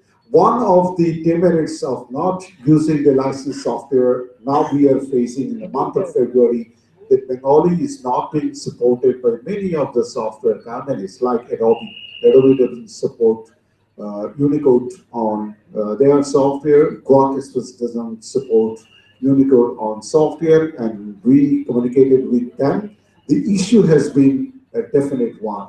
That's we need to sell some of the copies of our software in Bangladesh to support Bengali. So that these are the many issues what we are facing. And now I would like to invite Sonia Gobi to discuss about the today's presentation and the issue of intellectual property, particularly on the industry point of view. Sonia. Sure, you have a microphone. Good evening and assalamualaikum everyone. I think you've heard a great presentation by Barrister Misbah. And before I talk about intellectual property, I think there's something that I'm very passionate about. And that is, yes, we've all talked about the government and their support that is required. But I think what really needs to come is from the customers or we, the citizens ourselves. So there is a sense of ethics or a sense of doing something right versus something wrong. And that begins from when you are a child. So as a parent or as a guardian, we teach our children and our younger siblings not to lie, not to kill, not to steal, right? So we teach them all these things, but using pirated software, whether it is watching a 100 taka DVD or whether it is using Microsoft products or other things that my colleague here has talked about when it comes to clothes, it is wrong. So I think to awaken that conscience, that is the first step in this game. Am I doing the right thing? Whether it is cheap or whether it is expensive is the second step, right? Because I'm sure a lot of things that we do in our daily lives, we would rather invest in spending more money than do the right thing, than to do it in a cheap way and do the wrong thing. So that begins from we as customers, we as citizens of Bangladesh need to be very conscious of what we are doing as people. What are we teaching our children? Imagine if I am using pirated software and my little girl comes and tells me, Mom, are you stealing? I don't think I'd like to hear that. None of us in this room would like to be hearing that. So what are we doing as citizens to protect our own conscience? And then and to move forward to companies, now obviously I work for Microsoft, so I would have to defend my company's position. And thank you, Jabbar Bhai, for defending the 50 taka software being pirated. So I don't really need to explain that much. But yes, I understand that there is pirated software available. But my question to people is, what if pirated software was not available? What would you have done? You would have bought the genuine software. So it is a choice we make. Sometimes it's not just affordability, it is the choice that, yes, I choose to be genuine. And that is one of our taglines in Microsoft that I'm promoting is like, be genuine and buy genuine. And you know what? Bangladesh may be a country, we may be a poor country, but we're not thieves. We don't want to be branded as thieves. It's very difficult for me to explain to our regional folks that piracy is in the 90%, or we move from 90% to 89%. Where other countries who are similar like us are not using pirated software. So it is a nation, it's a national, it's a cultural thing, as Barrister Misbah and Mr. Jabbar has pointed. We need to really work on our own conscience and work from home and then work outside. Yes, the government is there, but the government does not solve problems overnight. We've heard that it takes about 7 years. You know, 7 years is a very long time, 365 days times 7. We cannot afford to wait 7 years to become the citizens who have conscience and ethics and who do the right thing. So I would really like to hone on that one point because my other colleague Brad has also mentioned about, you know, what the government can do, what the benefits of using genuine software are. So you've heard all of that. But I think if you could walk away from here just thinking that you will tell one person in your life that please use genuine software. Just I'll end with a small example. Or a story. I went to IDB, you know, everybody knows IDB, the computer IT mall, and I did not give my business card and the person did not know who I am. I did not disclose, and I said I would like to buy a PC, which does not have any software on it. And then I said, well, can I buy Microsoft Office and can I buy the operating system in Office? He said, sure. So I said, okay, give me what you have. He said, well, would you like the made in China one or made in US? I'm like, what's the difference between made in China and made in US? He says, well, made in China is 100 takas. Made in US is now we have a new offering, 6,000 Office 365. For those of you who don't know, we brought prices down from 30,000 taka to 6,000 taka. So he said Office 365. So I said, why would I buy a more expensive one when I can buy a cheaper one? He said, exactly what I tell my customers. Buy the cheaper one and you will have no issues. And I said, do I need to buy anything else? He said, yeah, you may want to buy an antivirus, but that's up to you. But there will be no issues. You might lose your email once in a while, but you know, we all do our backup. So if the store owner is telling me this, how can I blame the customer? We had an event called Microsoft Day in IDB, where I said, okay, we were giving out free t-shirts and caps. And we said, you just have to answer a few questions about Microsoft. If you get it right, you get the free t-shirt and the free cap. So my first question is, do you know Microsoft Office? Yes, there goes the free t-shirt. Do you know Microsoft Windows? Yes, we do. Do you use it? Yes, we do. Now I'm really confused. We have 90% piracy, and the customers, people who visit IDB, know about everything. So then my next question was, okay, you have Office and you have Windows. How much did you buy it for? It's like 100 taka. So then I'm like, okay, now I think I'm getting onto something. So I said, do you know the difference between genuine software and pirated software? And I was really shocked to hear that the answer was no. The customers are not aware. They're buying made in China versus made in US. Hey, made in China is not bad. We all buy a lot of products that are made in China. It doesn't mean it's pirated, it's just made in China. Right? So what we're doing is Microsoft now is actually training the sellers that you need to sell genuine. You need to tell the customers, yes, what you're buying is pirated. Pirated is like theft, it's stealing. So that has to happen because customers 9 out of 10 times don't know. And who doesn't want a fair or a good deal? We all do, right? So thank you very much, but please walk away home. Convert one person for me, that means a lot. Thank you. Thank you, Sonia. But still, I have some request.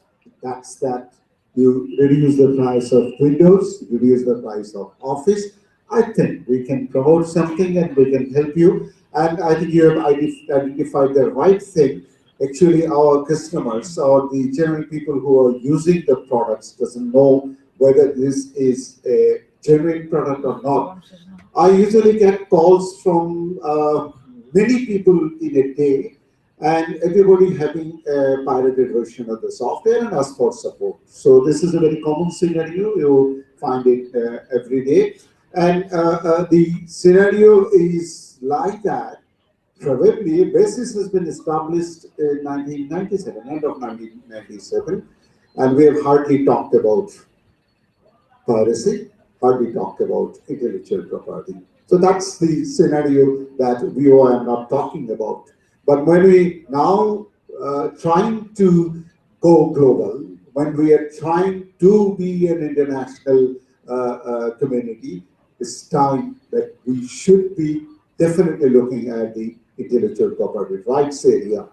Ladies and gentlemen, we have the last panelist today here, and I'm proud to be knowing him because he is the first person I have ever met in Bangladesh where I could discuss about the intellectual property, but he came from outside, and we are probably drafting the Copyright Act the first time and we were discussing this. I'm happy that Mr. Tanjeev is here, and I'll be delighted if Tanjeev, please.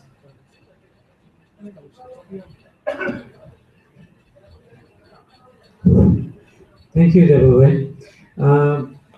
There are some advantage and disadvantage of being the last speaker. The advantage is that you don't need to speak much because everybody has already discussed what you actually mean to say. And the disadvantage is that people are actually rushing to go home, so perhaps not paying much of attention. So I'll try to make it a bit lighter. One fact that I would like to share with you is that you could think of all the enforcement about intellectual property, but if you go to the High Court for that matter Supreme Court, you will see there is a now new system of instant reporting of the cases that is going on, both in the appellate division and in the High Court division. And you will see a screen that is a monitor, and behind that monitor there is a CPU, and that CPU contains pirated software. So this is the ironic part of the enforceability scenario in Bangladesh. And you could ask yourself, why on earth the highest court of the country is using a pirated software? The reason being, I have actually specifically asked the people who are involved in it. The reason being that while they were doing their procurement budget, there was no budget allocated for purchase of the software. Everybody thought that operating system is something we get free. So that also demonstrates that actually our own perception about the software and the intellectual property behind it. That we have created a culture where the hardware vendors are saying that you don't need to spend money in software. While I am quoting my own hardware price, assume that software is included in it. And if you look at the current or recent acquisition of this hardware, you will see that there is hardly any scope or any place for you to specifically mention about the software. And that being said, that I was actually had the impression that most of the people do not use the software pirated, or mostly use pirated software because they want to save money. But and there is a lack of awareness. But what I realize is that actually people are quite aware of the effect that they have if they buy pirated software. And that is why in my own experience I have seen that unlike the other operating softwares, Bangladesh has got one very good market, that is that of antivirus software. While you are buying pirated other software, but when you buy antivirus, that has to be genuine one, because you know that if you buy another pirated one, then it's not going to work for you. So it is perhaps not true that Bangladeshi people are not aware of the fact that they ought to use the genuine software if they were to say themselves. So I think it is more goes to the culture that we are talking about, that we perceive this to be something which we are allowed to do. And there has to be an end to it. And to me, actually, I have learned it from my own experience, and that talking about using the genuine software is something like we were talking about the environmental impact. I see a lot of similarity between these two. When we talk about that we should not do this or do that because it will have adverse impact on the environment, people do not tend to appreciate the adverse or the price that they are paying for it, because you do not see the results immediately of your own action. If you start cutting all the trees of Sundarban, you could only imagine you see the result of it when the whole country will get actually swept by the tidal wave. So when you people make people understand that you should be saving the trees, then it is perhaps very difficult for many people to imagine. It goes similarly with the using the pirated software. I'll give you some example that we are actually paying really high price for resorting to sort of the culture of pirated software. We might be buying Windows for 100 taka, but for that perhaps we are paying a lot more indirectly because we do not have the culture of using the genuine software. While we are doing it, we are actually killing our own industry, which would otherwise have thrived actually with the customized software had we had the culture of using always the genuine software. So we are paying indirect price. We are suffering from lack of development in the area. And one more interesting part is that I deal with a lot of foreign investors when people are coming to Bangladesh, particularly in the IT sector. The first thing that we come across from the potential foreign investor is that if I were to set up a software, programming office here in Bangladesh, what is the guarantee that my software codes will be actually secure? Or what is the guarantee that the people I employ will not be copying my source code and start offering the same thing with a much lower price? And seeing that I cannot guarantee them that we have a purely legal system, or we have a system where everybody is abiding by the law, and they feel shaky to invest in Bangladesh. The reason why our industry is not doing so well or doing much less than the expected, the result, the growth, or we are saying that there is a 10% growth, had there been a proper system of using genuine software, or as a whole an IT compliant or IP compliant country, then we would have seen that 10% growth would have been translated into many more 100% growth. So we are all paying actually a high price for not being actually a compliant country or user of genuine software, because we are creating a perception that 90% of the population who are into this industry are actually corrupt. And people will never put their money when they cannot trust you. So perhaps this is about a time that we have shed our past and be genuine and create a new image of ourselves that people can invest in. And this is perhaps most important for the future growth of our own industry. And that being said, I would expect everybody here, or particularly all the members of BICC, that they will take any positive initiative, that at least while they are using their own computer, they will not be allowing any installation of any pirated software. Thank you.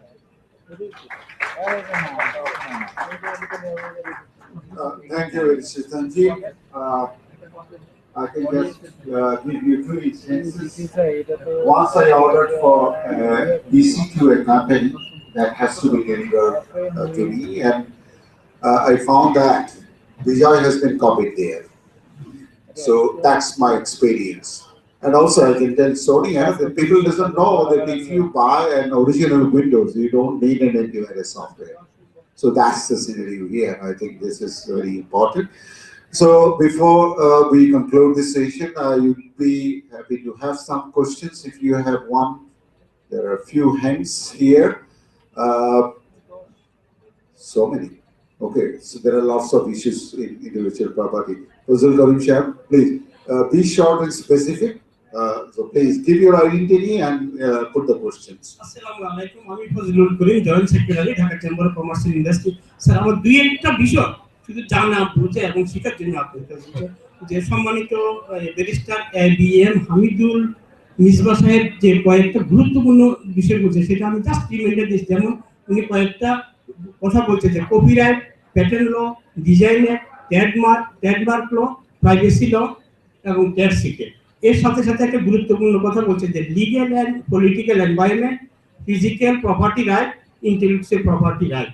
তো আমি আপনার কাছ থেকে যেটা আমি জানতে, বুঝতে বা শিখতে চাই সেটা হলো যে আপনি হয়তো কোনো সার্ভে করেন নাই যে বিজয় থেকে যে কত ছেলে মেয়ে বিজয় লাভ করছে, এটা যদি আপনি যদি অনুভব করতে পারেন, তাহলে আমার মনে হয় প্রাইভেসির ব্যাপারটা হয়তো আপনি এখন থেকে বলতেছেন, কিন্তু আমাদের অনেক অনাথ ছেলে মেয়ে আছে বা ঢাকার বাইরের ছেলে মেয়ে আছে, তারা এই প্রাইভেসির সুযোগে এই পর্যন্ত এসেছে। কিন্তু আমরা দেশটা যেখানে আপনাকে বলতেছি যে intellectual property for what and who, যেখানে আমাদের জীবনের নিরাপত্তাও নাই, আমাদের অনেক ছেলে মেয়েগুলা লেখাপড়ার সুযোগ থেকে বঞ্চিত হয়েছে। সেই ক্ষেত্রে যদি আপনি আইন দ্বারা, বিধি দ্বারা যদি সরকারের যদি এটা বন্ধ করে দেয়, তাহলে আমার মনে হয় আমার অনেক ছেলে মেয়েগুলা এই শিক্ষার থেকে, এই প্রযুক্তির থেকে, এই টেকনোলজি থেকে বঞ্চিত হবে। আমরা চাই যে দেশের সম্পদ যাতে সরকারে রক্ষা করে। এক বিপাশার মধ্যে ইয়ং লেডি আপনার সাথে বসা আছে, সে 7 বছর পর্যন্ত লড়াই করছে। এখানে কয়টা ছেলে মেয়ে আছে যে 7 বছর পর্যন্ত একটা সম্পদের জন্য, একটা অ্যাসেটের জন্য, বাংলাদেশকে ডেভেলপমেন্ট করার জন্য লড়াই করবে?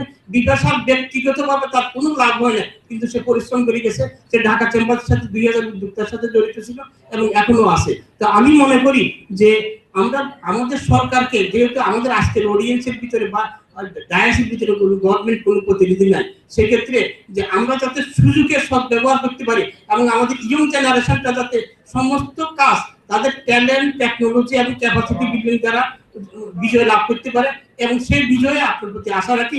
এবং আমি একটা জিনিস বলবো যে আমরা চাই যে যুবকের শক্তি আর আপনার মতো বয়স্ক লোকের যুক্তি দ্বারা যাতে আমরা উন্নতি লাভ করতে পারি। ধন্যবাদ আপনাকে। আমি আপনার প্রশ্নের জবাবটা শেষ দিকে দেবো, কারণ আমার বক্তব্যটা শেষে আছে এবং সেই কারণে দেবো। Definitely, Misba, আমার মনে হয় you should just note the points, and when the turn of answering the questions will be there, and you can address it. And okay, please give your identity and ask the question. My name is Aminul Hassan. I'm from BTCL. I'm General Manager Transmission. So this is a very important issue of intellectual property. I have uploaded many hundred of photos in the Pan-Arabian Flickrs, and one day I found that my picture is in the advertisement section. Some bank is using it. When I draw their attention, say, "Oh no, we are not. Their advertising firm is using it." So there is a loop, and I don't want to run after them because it is a very lengthy process. This is not only my hobby, but I wanted to create an image of Bangladesh by putting the photos on the web. So this will give an access to information. It should be very free, and I want to use it freely, but not commercially. So access of information gives emphasis on free use and easy use of information for betterment of the people. And you, Misbah, you presented a very good paper. So you are asking about the copyright issue, because in Hollywood, one makes a movie, it spends thousands of millions of dollars. They don't want to be copied. And another issue there, the ICT, that is the Silicon Valley side, they want information has to be open. There was a very big debate a few years back. An American embassy, I saw their website, they put very innocently and very neutrally, which one you want. Is it Hollywood side or the Silicon Valley side.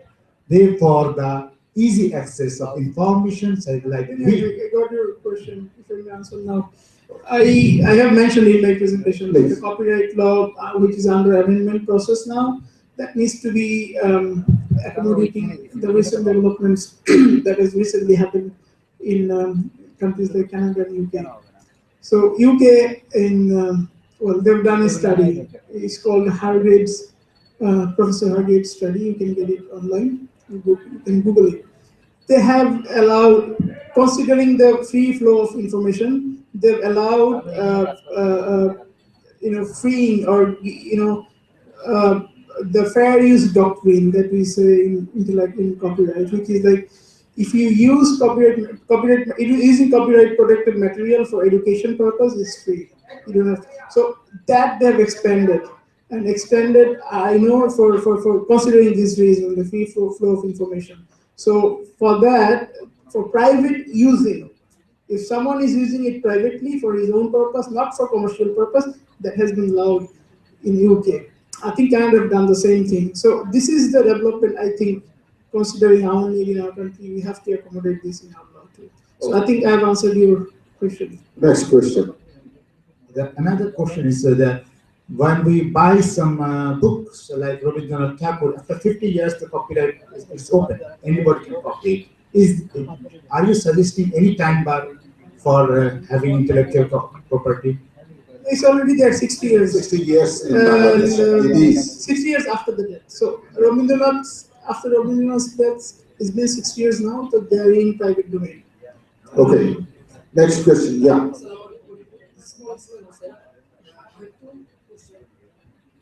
The one is any person or any law-related person, I mean lawyers or judges, takes any step to protect IP without the help of court proceeding. Another question is, will government take any step to make new laws about IP and create consciousness about IP among the general people? Thank you. Okay. Tanjeeb should answer whether the court can take as it is.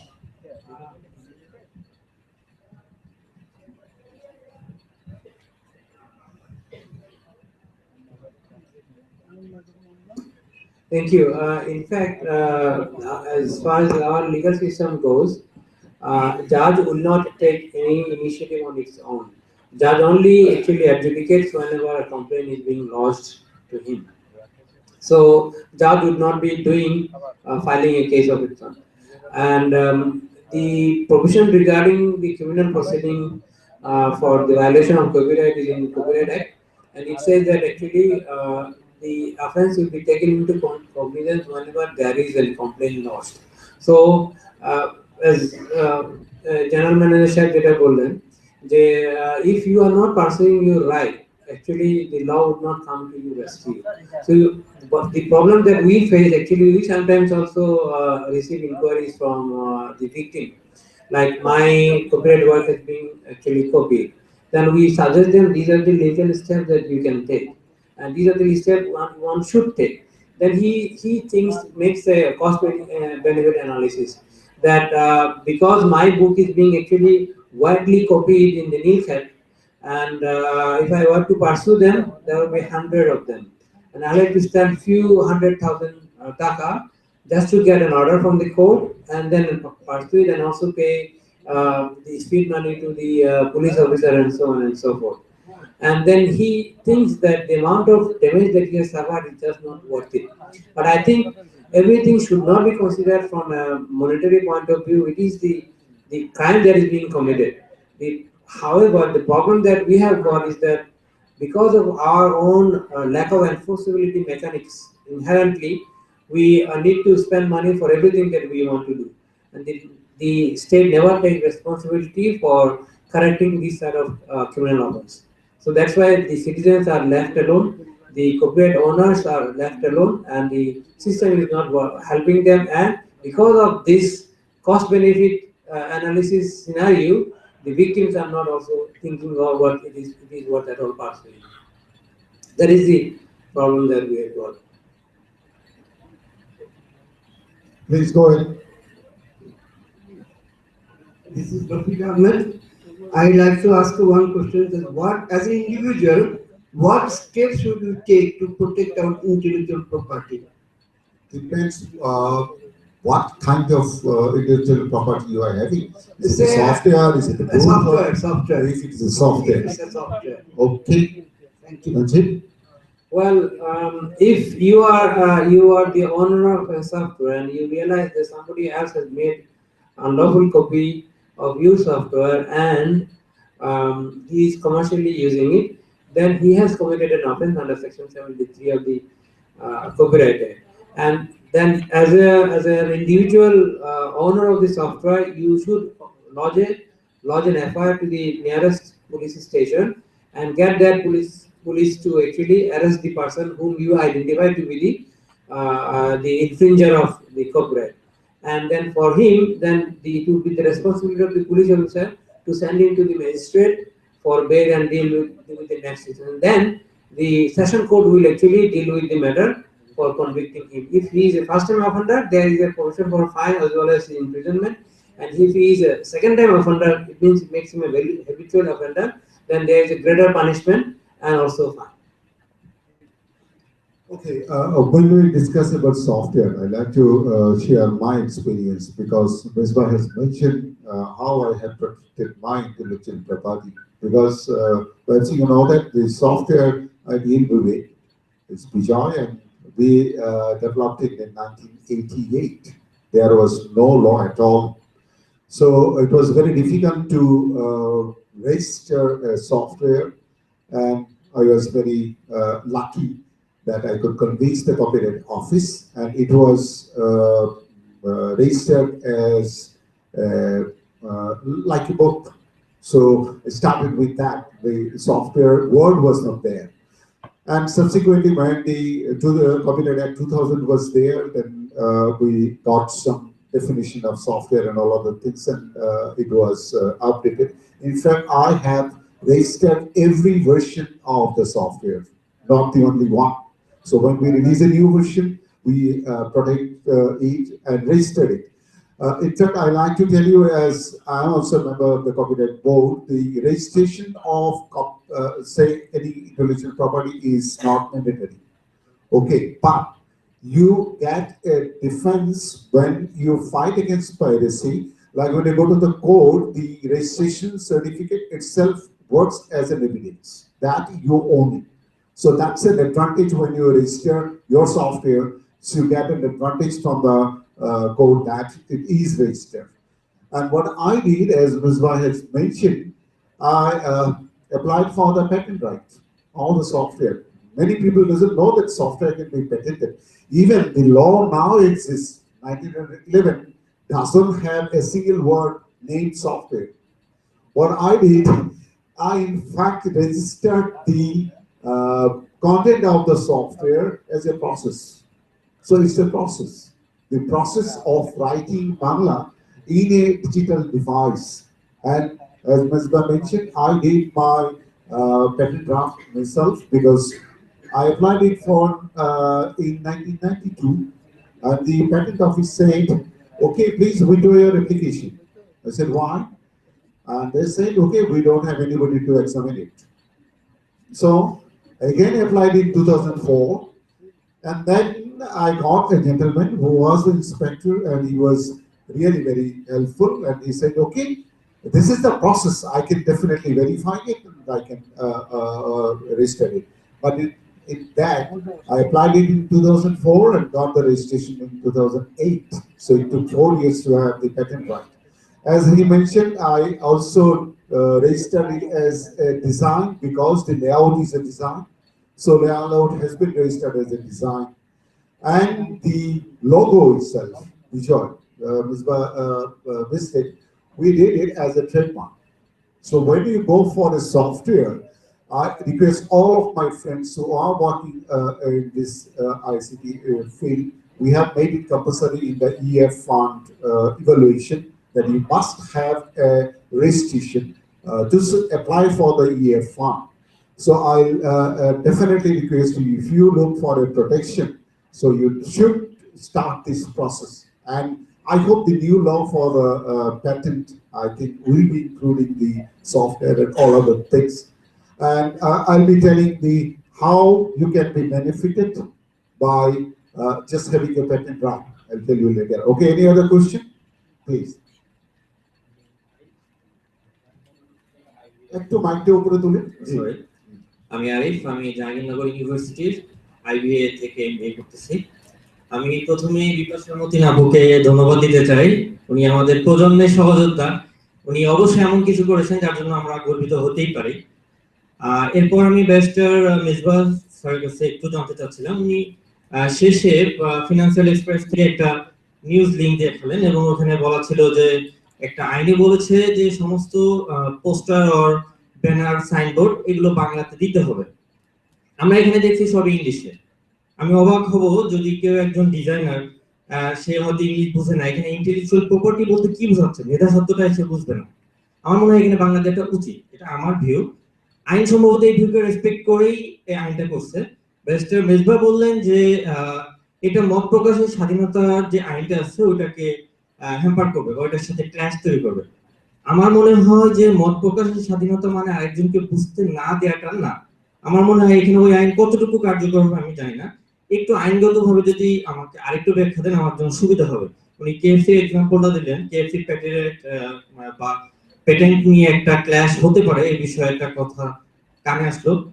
আমার মনে হলো আমি জাহাঙ্গীরনগরের বটতলাতে একটা দোকান দেখছি, খাবারের দোকান, সেটার নাম কেএফসি। অনেকে একটু জানেন, সেটা একই টাইপের লেখা, কেএফসি ইংলিশে লেখা, কাদের ফুড সেন্টার। এনিহাউ, তো আমার মনে হয় কপিরাইটটা ওইখানে ক্ল্যাশ করছে বা ওইখানে ফল করছে। বাট কেএফসি কোকা-কোলা যেমন বাংলাতেও লেখা হয় ইংলিশেও লেখা হয়, একইভাবে কেএফসি যদি বাংলাতেও লেখা হয় আমার মনে হয় না তাদের মার্কেটটা কমবে। ইভেন বাংলাদেশি মানুষকে নিয়ে যদি বিজনেস করতে হয় তাদেরকে বাংলা আসতেই হবে, এটা আমার দাবি এই ভাষার মাসে। মোস্তফা জব্বার স্যারকে অনেক ধন্যবাদ যে তাকে এইভাবে দেখতে পেরে, এইভাবে একটা অনুষ্ঠান সঞ্চালন করতে পেরে ভাষার মাসে, তার কারণেই আমরা বাংলা লিখতে পারি অনলাইনে। অনেক ধন্যবাদ। তো আমি আশা করবো ব্যারিস্টার স্যার একটু যদি আমাকে এই বিষয়গুলো ডিসক্লোজ করেন। আরেকটা কোশ্চেন আমার কাছে আছে, সেটা হলো আমার পার্সোনাল প্রফেশন নিয়ে। আমি ট্রান্সলেটর, ট্রান্সলেট করি ইংলিশ টু বেঙ্গলি, এটা আমি প্রেফার করি। তো আমি যে ট্রান্সলেট করি, সাপোজ আমি কোনো কন্টেন্ট ট্রান্সলেট করলাম, অনলাইনে কন্টেন্টটা দেয়া আছে, সেটা হতে পারে কোনো রেসিপি। সাপোজ আমি ওটা ট্রান্সলেট করলে কি আমি কোনো ল ব্রেক করলাম? আমি কি কারোর কোনো আইন ভঙ্গ করলাম কিনা এটা আমি জানি না, এটা একটু জানলে ভালো লাগবে। আরেকটা বিষয় হলো আমি যদি নতুন কিছু লিখি, উনি অনেক সুন্দর করে আমাদের আইপি সংক্রান্ত কি কি বিষয় আমরা আইপি নিয়ে চিন্তা করতে পারি বললেন। কন্টেন্টের বিষয় বললেন, ওইখানে অডিও ভিডিও আর গ্রাফিক্স এই টাইপের কন্টেন্টের বিষয়, বা আমরা সফটওয়্যার নিয়ে বেশি কথা বলতেছি। আমার মনে হয় আরো কিছু কন্টেন্ট থাকে, টেক্সট কন্টেন্ট, যেটা টেক্সট কন্টেন্টের কোন জাতীয় টেক্সটগুলো আমরা কপিরাইট করতে পারি। এটা আপনি বললেন যে কোনো আইডিয়া যদি এখানে ডিসক্লোজ করা থাকে সেটা হতে পারে, কিন্তু আর কোনো কি কিছু আছে? যেমন কোনো নিউজ কন্টেন্ট, এটা কি কখনো কপিরাইট হতে পারে? যেমন লেখা থাকে নিউজের ওয়েবসাইটের নিচে লেখা থাকে কপিরাইটেড, আর এটা শেয়ার করা যাবে না অনুমতি ছাড়া, এটসেট্রা, এই জাতীয় কিছু লেখা থাকে। মানে এই আইনগুলো আমি এখনো ক্লিয়ার না যে কোনটা আমরা শেয়ার করলে আইন ভঙ্গ করব, বা কোনটা আমরা হুবহু কপি করে আরেকটা জায়গায় ইউজ করলে আইন ভঙ্গ করব, বা কোনটা আমি গবেষণা কাজে ইউজ করতে পারবো। এগুলো সম্পর্কে যদি আরেকটু ডিপলি আমরা অ্যানালাইজ করতে পারি। ধন্যবাদ। Remember, please help me remembering your questions because we've got 3 to 4 questions. So I'll start with the translation job you are doing. You do. If you translate someone else's content without permission, that's an infringement. But if you take permission and then translate it, then the translated version becomes your copyright. That's the law. I think so. That's one answer. The other one is about the signboard High Court's rule. Well, the High Court rule. We both, me and Tanjib Bhai, we both filed appeal against that rule at High Court. Different appeals at the appellate division against that High Court order. Now, here one issue we need to remember. I think I have made it clear in my presentation. I designed my business idea. as a dreamer, as a visualizer, as a business person or entrepreneur, I fix it. Who are the customers I need? I want to sell my product to.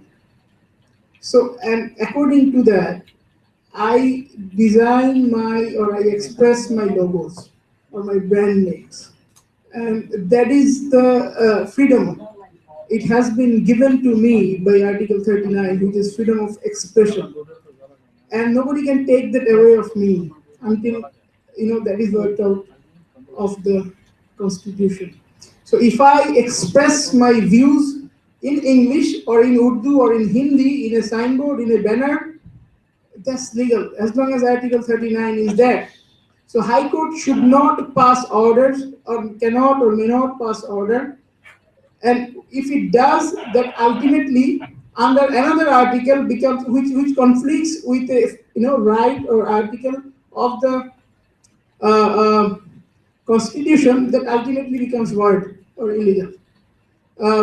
Sandeep Bhai is a senior person, he would be able to focus more on it. That's one issue. Now, that's violation of one law, Article 39, freedom of expression. Now come to the intellectual property.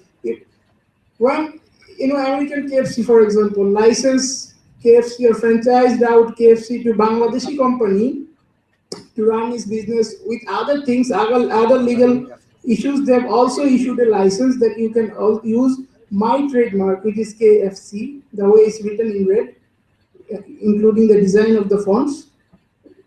So they have also issued another license that you can also use my trademark as it is.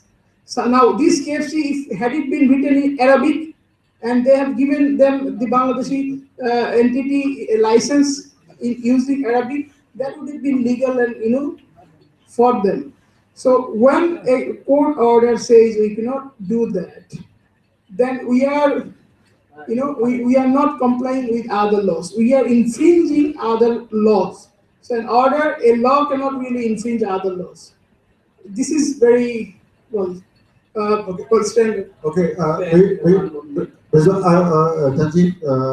একটু পরে আমার ধারণা এখানে একটু আলোচনা করার বিষয় আছে। আমরা ত্রিপুরা ইউনিভার্সিটি ডিসকাস করতে ভাষার প্রসঙ্গ এসছে, আপনাদের দুই আইনজীবীর কাছে আমাদের কিছু বলারও আছে। বিষয়টা এইরকম, আমার ধারণা যে আমরা কোনো ট্রেডমার্ক অথবা অন্য কোনো কিছু ট্রেড সাইন এগুলো নিয়ে বোধহয় হাইকোর্টের বিষয়টি নয়। বিষয়টি যেটি সেটি হচ্ছে সংবিধানে আমাদের রাষ্ট্রভাষা একটাই বাংলা, এবং বাংলাদেশের প্রতি নাগরিক বুঝতে পারে এটি তার সাংবিধানিক অধিকার। অতএব ওই সাংবিধানিক অধিকার বলবৎ করার জন্য কিন্তু আমার নাম্বার সাইন বাংলায় থাকে, আমার ইয়েতে থাকে। মিসবা আপনারা ওই সময় ছিলেন না, আমরা যখন ইউনিভার্সিটিতে পড়তাম তখন আমরা সাইনবোর্ড ভাঙতাম। ফেব্রুয়ারি মাস আসলে সাইনবোর্ড ভাঙছি, এবং এখনো যদি আমাকে অনুমতি দেওয়া হয় আমি ভাঙার চেষ্টা করি, বিকজ আমি খুব দৃঢ়তার সাথে বিশ্বাস করি, আমি ইংরেজি বলি, আরবি বলি, জাপানি বলি, অথবা যাই কিছু বলি, অথবা দুনিয়ার মঙ্গল গ্রহের বাসিন্দা হই, আমি বাংলা ভাষা ছাড়া হব না। অর্থাৎ যেখানেই আপনি সাইনবোর্ড করবেন, আপনি যে দেশেরই হন না কেন, আপনি তার মধ্যে বাংলা হরফ রাখবেন। আমার মনে হয় যে এটা খুব ভাইটাল বিষয়। আপনি কেএফসি হন ওর মঙ্গল গ্রহ থাকেন, আপনি ইংরেজিতে লেখেন, আরবিতে লেখেন, বাংলাতেও আমাকে লিখবেন, যাতে আমি পড়ে বুঝতে পারি যে আপনি আসলে কি। অতএব এই একটা নিয়ে বোধহয় কোশ্চেন আছে। তাকে ভেরি ইন্টারেস্টিং একটা ইস্যু আসলে, যে বাংলা ভাষায় আমরা সাইনবোর্ড অ্যালাউ করবো নাকি বাংলা ভাষা ম্যান্ডেটরি করবো, কিংবা ভিন্ন ভাষায় আমরা প্রহিবিট করবো কিনা। তো আমাদের সংবিধানে অনেকগুলো বিধান আছে, article 39 one of them. Article 39 এর যে মানে মানুষের মত প্রকাশের যে স্বাধীনতা, এটা কিন্তু অ্যাবসলিউট স্বাধীনতা না। সেটা বলা হচ্ছে যে মত প্রকাশের স্বাধীনতাকে খর্ব করা যাবে অন্য একটা আইনের মাধ্যমে। If you enact another law which says that this is the manner in which you would be expressing your ideas, you would be expressing your freedom of expression, then that would have to be done this way. সেজন্য আমি যদি কাউকে গালি দিয়ে একটা article লিখি, এটা তো আমি বলতে পারি এটা আমার মত প্রকাশের স্বাধীনতা, কিন্তু আরেকটা আইনে বলা আছে না, আপনি গালি দিয়ে মত প্রকাশ করতে পারবেন না। গালি দেওয়াটা cannot be part of your fundamental rights. So এই কারণে যে বিষয়টা আসছে সেটা হচ্ছে যে আমরা যখন একটা লিগ্যাল ফ্রেমওয়ার্কের মধ্যে কাজ করছি, we need to consider the fact that we ourselves cannot be acting in violation of the law. So এখন at the moment there is no law which suggests that all the signboards in Bangladesh has to be in native language or Bangla hote hobe. But law says that the Another law says that EU cannot punish someone unless there is a law which says that you are allowed to make to put such punishment. So if there is no law which says that you cannot put English signboard, then I cannot be punished for putting an English signboard because law simply doesn't provide for that. So if somebody is punished for using an English signboard which is otherwise not prohibited, that in itself would be illegal act. So আইনে কি বলা আছে যে English ব্যবহার করা যাবে না, শুধুই বাংলা ব্যবহার করতে হবে, নাকি বলা আছে যে সেটা আমি বলছি একটা আইন আছে, একটা আইন আছে, সেটা হচ্ছে সর্বস্তরে বাংলা ভাষার প্রচলন বলে একটা there is a law which says that everyone in every sphere of life there has to be Bangla. But that law itself says that these provisions are applicable only for the government offices.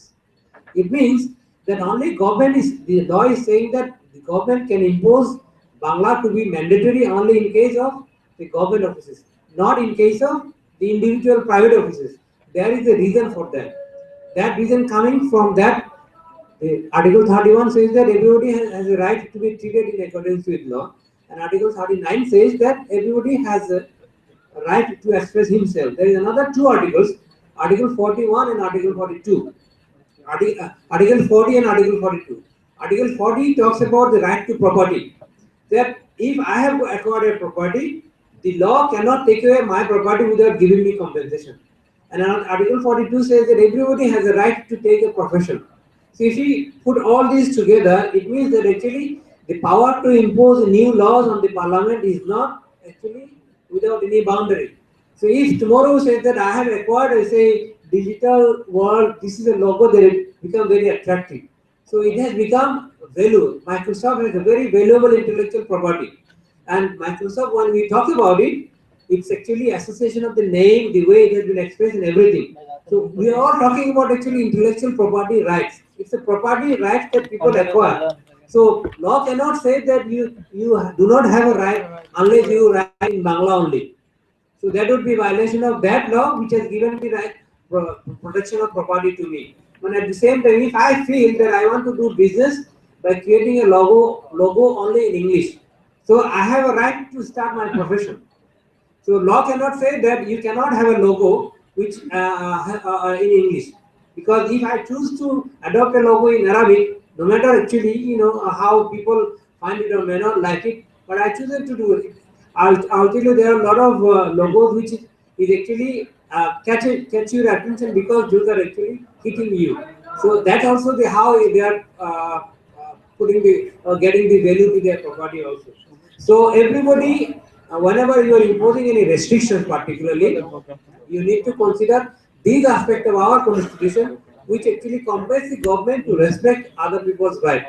And that is why, despite the fact that no matter how much we want to see that Bangla is being applied everywhere, but constitution is actually dispensing otherwise. That is why we are trying to motivate people to go for Bangla, or it is a part of your duty as a citizen that you should promote your own mother language. But you cannot say that you cannot use it, or you have to use Bangla only.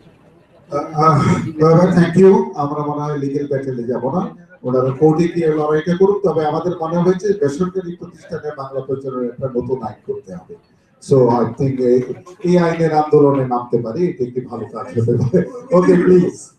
With your kind permission, Mr. Moderator, if I just add a bit, supplement with Tanjif Raji, also that if you go back to 52, you were not there, but you were there. If we look into the spirit part of 1952, what was it? I don't want to be very much political, but it's very plain thing. The Bengali native speaker should be given the right to speak in Bengali. So that is the principle I think we should still now we should follow. So if we, whoever wants to practice his speaking or his lifestyle in other language, they should be given the right and freedom to follow that. Because the spirit was to, in 52, what was that? There be a lot of debate about this spirit. Misbah, that was Pakistan. Misbah, that was not Bangladesh. No. Bangladesh না আমার মনে হয় যে আমরা যাবো না বাংলাদেশ। আমি শুধু একটি কথা বলবো, সেটি হচ্ছে যে say we are conducting the session here in English. I'm the last person to use English anyway. But still, I have done it because we have a panelist who should understand what we are saying, and we have used the language for his understanding. This is a respect for other language. Not that we could discuss the whole issue in Bangla, and all of us, except Brad, we could discuss the whole issue and the audience is there. We haven't done it. It means that we have respect for other languages, but আমি বাংলাদেশটা তৈরি করেছি বাংলা ভাষার জন্য। এটা মিসবার ভুলে গেলে চলবে না। 52 সালে আন্দোলনটা করেছিলাম পাকিস্তানের রাষ্ট্রভাষার জন্য। এখন কিন্তু আমি বাংলাদেশ করেছি বাংলা ভাষার জন্য, এবং এই রাষ্ট্রের একমাত্র রাষ্ট্রভাষা বাংলা, দ্বিতীয় না, একটাই, আর কোনো ভাষা নেই। Okay, next question, please. I think this is the last question. Yes. Thank you very much. My name is Mohammad Al-Karim. I'm a student. I was a student of law in Dhaka University. I'm now lecturing at university. And I'm still thinking myself as a student of intellectual property law. So I would like to congratulate Bipasha Motin. I personally know her wonderful efforts. My straightforward one question to Mustafa Jabbar sir. That is, you already mentioned about the non-specification of the software in the patent law, and also not it is included in the TRIPS agreements. Still, software patenting has been allowed in different parts of the world, also in Bangladesh, that you have taken. So my question is that a patent draft law is under process.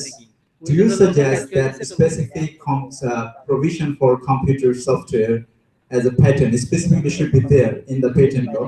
The first question. And the second question is, if it is allowed, what will be the impact in Bangladesh regarding the software industry? If it is software patent is directly allowed and specifically allowed by the patent law of Bangladesh about the computer programs, what will be the impact in the software industry in Bangladesh in the upcoming days regarding the open sourcing and other matters? And this is my question to you, and I would like to add few things, very short, within a minute, that Article 39 of the Constitution actually talks about a kind of with a limitation. That limitation is the public interest. The freedom of expression is not allowed where there is a question of public interest. Morality is a question. And the thing is that I would like to add that the decision of the High Court Division may seem to be unjust on the perspective of different issues, but I would like to add that in the question of public interest, in the question of morality, when you see the advertisement like Joga Kisuri Bangla, English and also Hindi, so this is actually should not be allowed. From that perspective, I think this should be restricted, one. And the second question is that also in our different parts, different laws in our country, we also see we do not allow any trademark in the question of the public interest. If it goes against the morality of the people, if it goes against any title, any logo, we do not allow by law.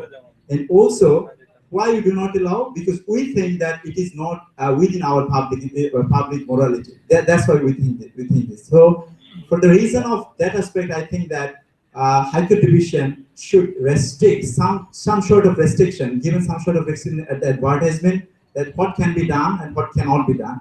Still, then I think that that should not be that should be in Bangla, or that should be totally in another language, maybe, but some sort of direction may come from the High Court Division. I think that they have justified their provision also, and by this, actually they didn't violate any of the intellectual property law rights, because freedom of expression is there, ideas is there, until and unless all the intellectual property law talks about the morality, talks about the public interest, talks about the public perception. So that's why I think this is right decision. Okay, thank you. Here, I think that should be the last question, and we are end of the session. First of all, I'd like to thank Misbah. I'd like to thank Brad. I'd like to thank Sonia Kabir, Mr. Ranjib, and definitely this young lady. We have discussed about the intellectual property. We have also discussed about the definition, and we have, in fact, the presentation by Honorable Misbah was definitely very elaborative, and I think in such a short time, it has been a definitely good presentation from him, and I'm really happy with that. So, well, I like to say at the end of the session, and Brad, please excuse me, Amalis, please excuse me, I'll be talking in Bangla. আমি যেটা মনে করি সেটা হচ্ছে বাংলাদেশের দিক থেকে আমরা ওই বিতর্কটা না করলাম। আমার ধারণা ওটা বাংলা একাডেমিতে করতে পারি, অন্য কোথাও করতে পারি বাংলা ভাষা নিয়ে। তবে এটি খুব মজার বিষয়। আমি সেই দিন একটি টেলিভিশন চ্যানেলে দেখতে পেয়েছি একটি পুরস্কার প্রদান করা হচ্ছে। সেই পুরস্কারের মধ্যে লেখা হচ্ছে ইমার্জিং সিঙ্গার মহিলা, ইমার্জিং সিঙ্গার পুরুষ। তো আমরা যাই কিছু করি না কেন এইরকম ইংরেজি অথবা বাংলা দুইটার কোনোটাই চাই না, এবং সেটি আমরা বলতেই পারি। আমাদের FM রেডিও গুলো আছে, ওখানে যারা কথাবার্তা বলেন আমার মাঝে মধ্যে মনে হয় যে কানে বোধহয় এসিড তেলে দেওয়াটা বেটার এর চাইতে, এগুলোর চাইতে। তবে একটা বিষয় হচ্ছে কি, এক ধরনের বিকৃতি সবসময় হয় এবং বিকৃতির একসময় শেষও হয়। এটা আমার কাছে মনে হয় না, it's not a main stream. সুতরাং মেইন স্ট্রিম না বলে এটা সার্ভাইভ করবে এটা আমার মনে হয় না। যাই হোক, বাংলা ভাষা নিয়ে কথা বলতে চাই, আমি দুটো বিষয় নিয়ে কথা বলবো। একটি ফজল করিম সাহেব বলছেন আমাদের দেশে পার্টিকুলারলি আমাদের সফটওয়্যার এবং আমার সম্পর্কে অনেক ভুল ধারণা আছে। এই ধারণাটা সুযোগ পেলাম একটু করিম সাহেব যেটা বলেছেন। বিজয় সফটওয়্যার 1988 সালে জন্ম নেওয়া থেকে 2010 পর্যন্ত ম্যাকিনটশ প্ল্যাটফর্মে ফ্রি বিতরণ করা হয়েছে। অনেকেরই ধারণা যে এটা বোধহয় বছর পর দালান কোঠা বানিয়ে ফেলেছে এবং সফটওয়্যার বিক্রি করে। That was absolutely free. Computer নিয়ে গেছে, সাথে সফটওয়্যার গেছে। 93 সালে যখন আমরা নিজের সফটওয়্যার তৈরি করি তখন ইট ওয়াজ প্রটেক্টেড। শুধুমাত্র এরকম না, ইট ওয়াজ কপি প্রটেক্টেড, মানে কপি করা যেত না। এবং আমরা এটা বিক্রি করা শুরু করলাম। বিক্রি করার কিছুদিন পরে দেখতে খুব ভালো মার্কেট আছে। মার্কেটের পরে আমি যে কাজটি করলাম এটি হচ্ছে এটি বিজনেস। সেটির কিছুদিন পরে আমি এই সফটওয়্যারটার প্রোটেকশন তুলে দিলাম, এবং প্রোটেকশন তুলে দেওয়ার ফলে আমরা যেখানে হয়তো মাসে 10 লাখ টাকা রেভিনিউ পেতাম ওটা 50,000 টাকায় নেমে আসলো। কিন্তু লাভটা যেটা হয়েছে সেটা ফসল করে লাভটা হয়েছে 88 সাল থেকে শুরু করে এই পর্যন্ত বাংলাদেশে যারা বাংলা লিখতে শুরু করেছে তারা এই কপি করা হোক আর যাই কিছু হোক সেটা দিয়ে করেছে। এবং আমি আপনাদেরকে আজকে প্রকাশ্যে বলতে পারি, কোন ছাত্র বিজয় কপি না যেভাবে খুশি ব্যবহার করে তাতে কোনো রকমের কপিরাইট প্রযোজ্য না। সো আপনারা যে যখন খুশি যেভাবে শিক্ষার জন্য ব্যবহার করবেন, কোনো ধরনের আইনগত বাধ্যবাধকতা নাই। কিন্তু আমি যে প্রশ্নটি অ্যাকচুয়ালি সবার ক্ষেত্রে বলি, সেটি হচ্ছে যে আপনি আমার সফটওয়্যার দিয়ে ডিজাইন করে ব্যানার বানিয়ে বই ছাপে পত্রিকায় বের করে ব্যবসা করে কোটি কোটি টাকা কামাই করবেন, আমাদের 200 টাকা দিবেন না, এটা অন্যায়। সো আই থিংক এই জায়গাটা অত্যন্ত ইম্পর্টেন্ট। আরো দুটো জিনিস বলা দরকার, সেটা হলো যে অনেকেরই ধারণা আছে বিজয় দিয়ে ইউনিকোডে লেখা যায় না, ইন্টারনেটে লেখা যায় না। আরো মজার বিষয়, এখন বিজয় ইন্টারনেট নামে একটি সফটওয়্যার আছে যেটা অ্যাবসলিউটলি ফ্রি এবং যে কেউ ইন্টারনেটে ইউনিকোডে লিখতে পারে। অতএব এটার জন্য এটা জিজ্ঞাসা করতে হয় না, কপিও করতে হয় না। সেকেন্ড যে জায়গাটা হচ্ছে সেটা হলো যে আমরা লিনাক্সের ভার্সন তৈরি করেছি, দ্যাট ইজ পার্সোনাল ইউজের জন্য ফ্রি। আমরা অ্যান্ড্রয়েড ভার্সন তৈরি করেছি। আজকে আমি অত্যন্ত আনন্দের সাথে বলতে পারি যে অ্যান্ড্রয়েডের নিউ ভার্সন যেটা আসছে ললিপপের জন্য আমরা অ্যান্ড্রয়েড ভার্সন তৈরি করেছি পার্সোনাল ইউজের জন্য, আপনার মোবাইল ফোন অথবা যে কোনো জায়গায় ইউজ করার জন্য। That is absolutely free. So proprietary software মানেই একেবারে আমরা কামলিওয়ালার মতো পয়সা দিলে আমার ধারণা it's not. I think what is happening, Microsoft, I'm not sure, just in the news, Microsoft is thinking that there will be products which will be distributed, something that will stand in low-cost PCs, and that will be free. So the concept is not that you don't have to use the proprietary software. So the proprietary software can also be free. যাও আমি এই প্রসঙ্গটা ফজল করিম সাহেব, আমি মনে করি যে of course আমাদের কমিটমেন্ট যেটা জাতির প্রতি আছে সেই কমিটমেন্ট থেকে আমরা সরে যাব না। যে প্রশ্নটি আপনি বলেছেন এটা হচ্ছে আমরা যদি ইয়েতে নিতে পারি কিনা, অর্থাৎ যদি আমরা প্যাটেন্ট অ্যাক্টের মধ্যে সফটওয়্যার থাকে। প্র্যাকটিক্যালি প্যাটেন্ট অ্যাক্ট সম্পর্কে মিসবা সময় পাইনি বলেনি। প্যাটেন্ট অ্যাক্ট কিন্তু সফটওয়্যার প্রোটেক্ট করে না। Basically, Patent Act is for the invention and to protect the process of invention. আমি সফটওয়্যার বানিয়েছি, এই সফটওয়্যারে একটা প্রসেস আছে এবং সেই প্রসেস আমি ইউজ করতে পারি। আমি আলোচনায় যাব না, there are lots of cases between Apple and Microsoft and so many organizations, whether you can copy this one or that. Something like I remember a case that macOS was the first which was using Windows menus, commands and all other things, but Windows was released. Apple in fact sued them and they tried to stop Windows that you cannot follow this one, but Microsoft won because they had an agreement long before in 1985 and that was considered by the court. যাই হোক, আমার কাছে যেটি মনে হয় সেটা হচ্ছে যে আমরা প্যাটেন্ট ডেফিনেটলি বেনিফিট করবে, বিকজ আমি খুব স্পষ্টভাবে একটা জিনিস বুঝি, আমার সফটওয়্যার মানে কেবলমাত্র কতগুলি কোড লিখছি অথবা একটা প্রোগ্রামিং ল্যাঙ্গুয়েজ অথবা তার একটা ইন্টারফেস না, দিস ইজ এন ইনভেনশন। আমার অন্য আবিষ্কার যদি প্যাটেন্টেড হতে পারে, আমার সফটওয়্যারের আবিষ্কারও প্যাটেন্টেড হতে পারে, এন্ড দ্যাটস মাই রাইট। আমি আপনাকে একটা এই স্টোরিটা বলে আমরা শেষে যাব। সেটা হচ্ছে বিজয় পাইরেসি করেছে এবং পাইরেসি করার পরে আমি বেনিফিট পেয়েছি, এবং এই বলতে পারেন কেমন করে। দ্য স্টোরি ইজ, আমি যদি প্যাটেন্টটা না নিতাম তাহলে এখন বিজয় কিবোর্ড প্রিন্ট করা কিবোর্ড বাংলাদেশে ইম্পোর্ট হয়। সো প্যাটেন্ট ল বলে আপনার যদি প্যাটেন্ট থাকে, কেউ যদি এরকম কোনো প্রোডাক্ট বিদেশ থেকে আনে আপনার অনুমতি ছাড়া আনতে পারবে না। আমি সিম্পলি ওই আইনটা প্রয়োগ করেছি। তো 2008 থেকে বাংলাদেশে যারা কিবোর্ড ইম্পোর্ট করে তারা আমার কাছ থেকে পারমিশন নিতে হয়। আমি পারমিশন নিতে গেলে বলে আমার 10 টাকা না দিলে দেবো না। সো আপনি যখন কপি করছেন এবং একটা কিবোর্ড কিনতেছেন তখন আমরা 10 টাকা দিচ্ছেন। সো দ্যাটস দ্য ওয়ে যে প্যাটেন্ট আমাকে হেল্প করে, এবং there are lots of issues যে জায়গা থেকে আমরা সফটওয়্যারের এই প্যাটেন্টেড বেনিফিটটা আমরা ইউজ করতে পারি। ওভার আমরা আজকে আলোচনা করেছি এবং আমি আশা করেছিলাম 10-12 জন থাকবে, কিন্তু তার থেকে অনেক বেশি লোক আমাদের এখানে আছে। ধন্যবাদ আপনারা এতক্ষণ ধরে যারা বসে থেকে আমাদের বক্তব্য শুনেছেন, এবং সত্যিকার অর্থে আমি একটি জায়গায় বিশ্বাস করি, আমরা বাংলাদেশে যে স্বপ্নগুলো দেখছি, আমরা আজকে দেখছি ডিজিটাল বাংলাদেশ, 2041-এ দেখছি জ্ঞানভিত্তিক সমাজের কথা।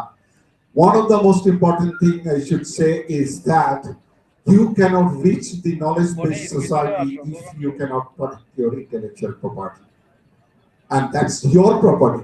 Don't think that is Microsoft property. Don't think that we are protecting Adobe or somebody else. We have to protect our own industry. We have to protect our own property. We have to protect our jamdanis and all other traditional indigenous products what we are having. So thank you very much. Before I conclude, I'll have to do some homework. Please bring the mementos. I will be giving these mementos to our panelists and the keynote speakers.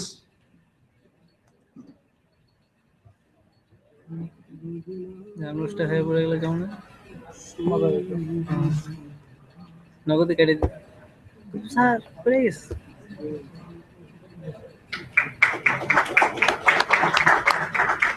কেউ ছবি তোলো নাই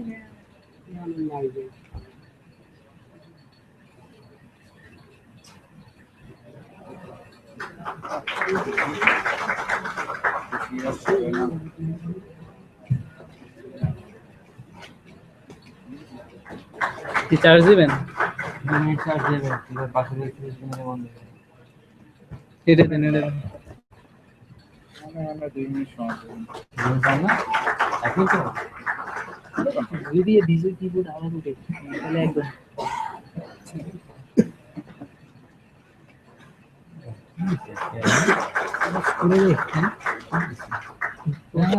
প্রসঙ্গ ভাই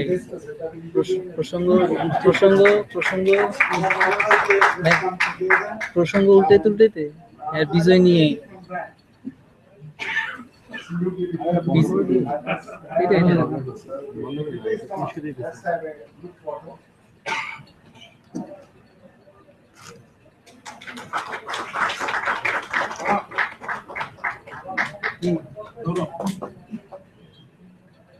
Okay, thank you very much.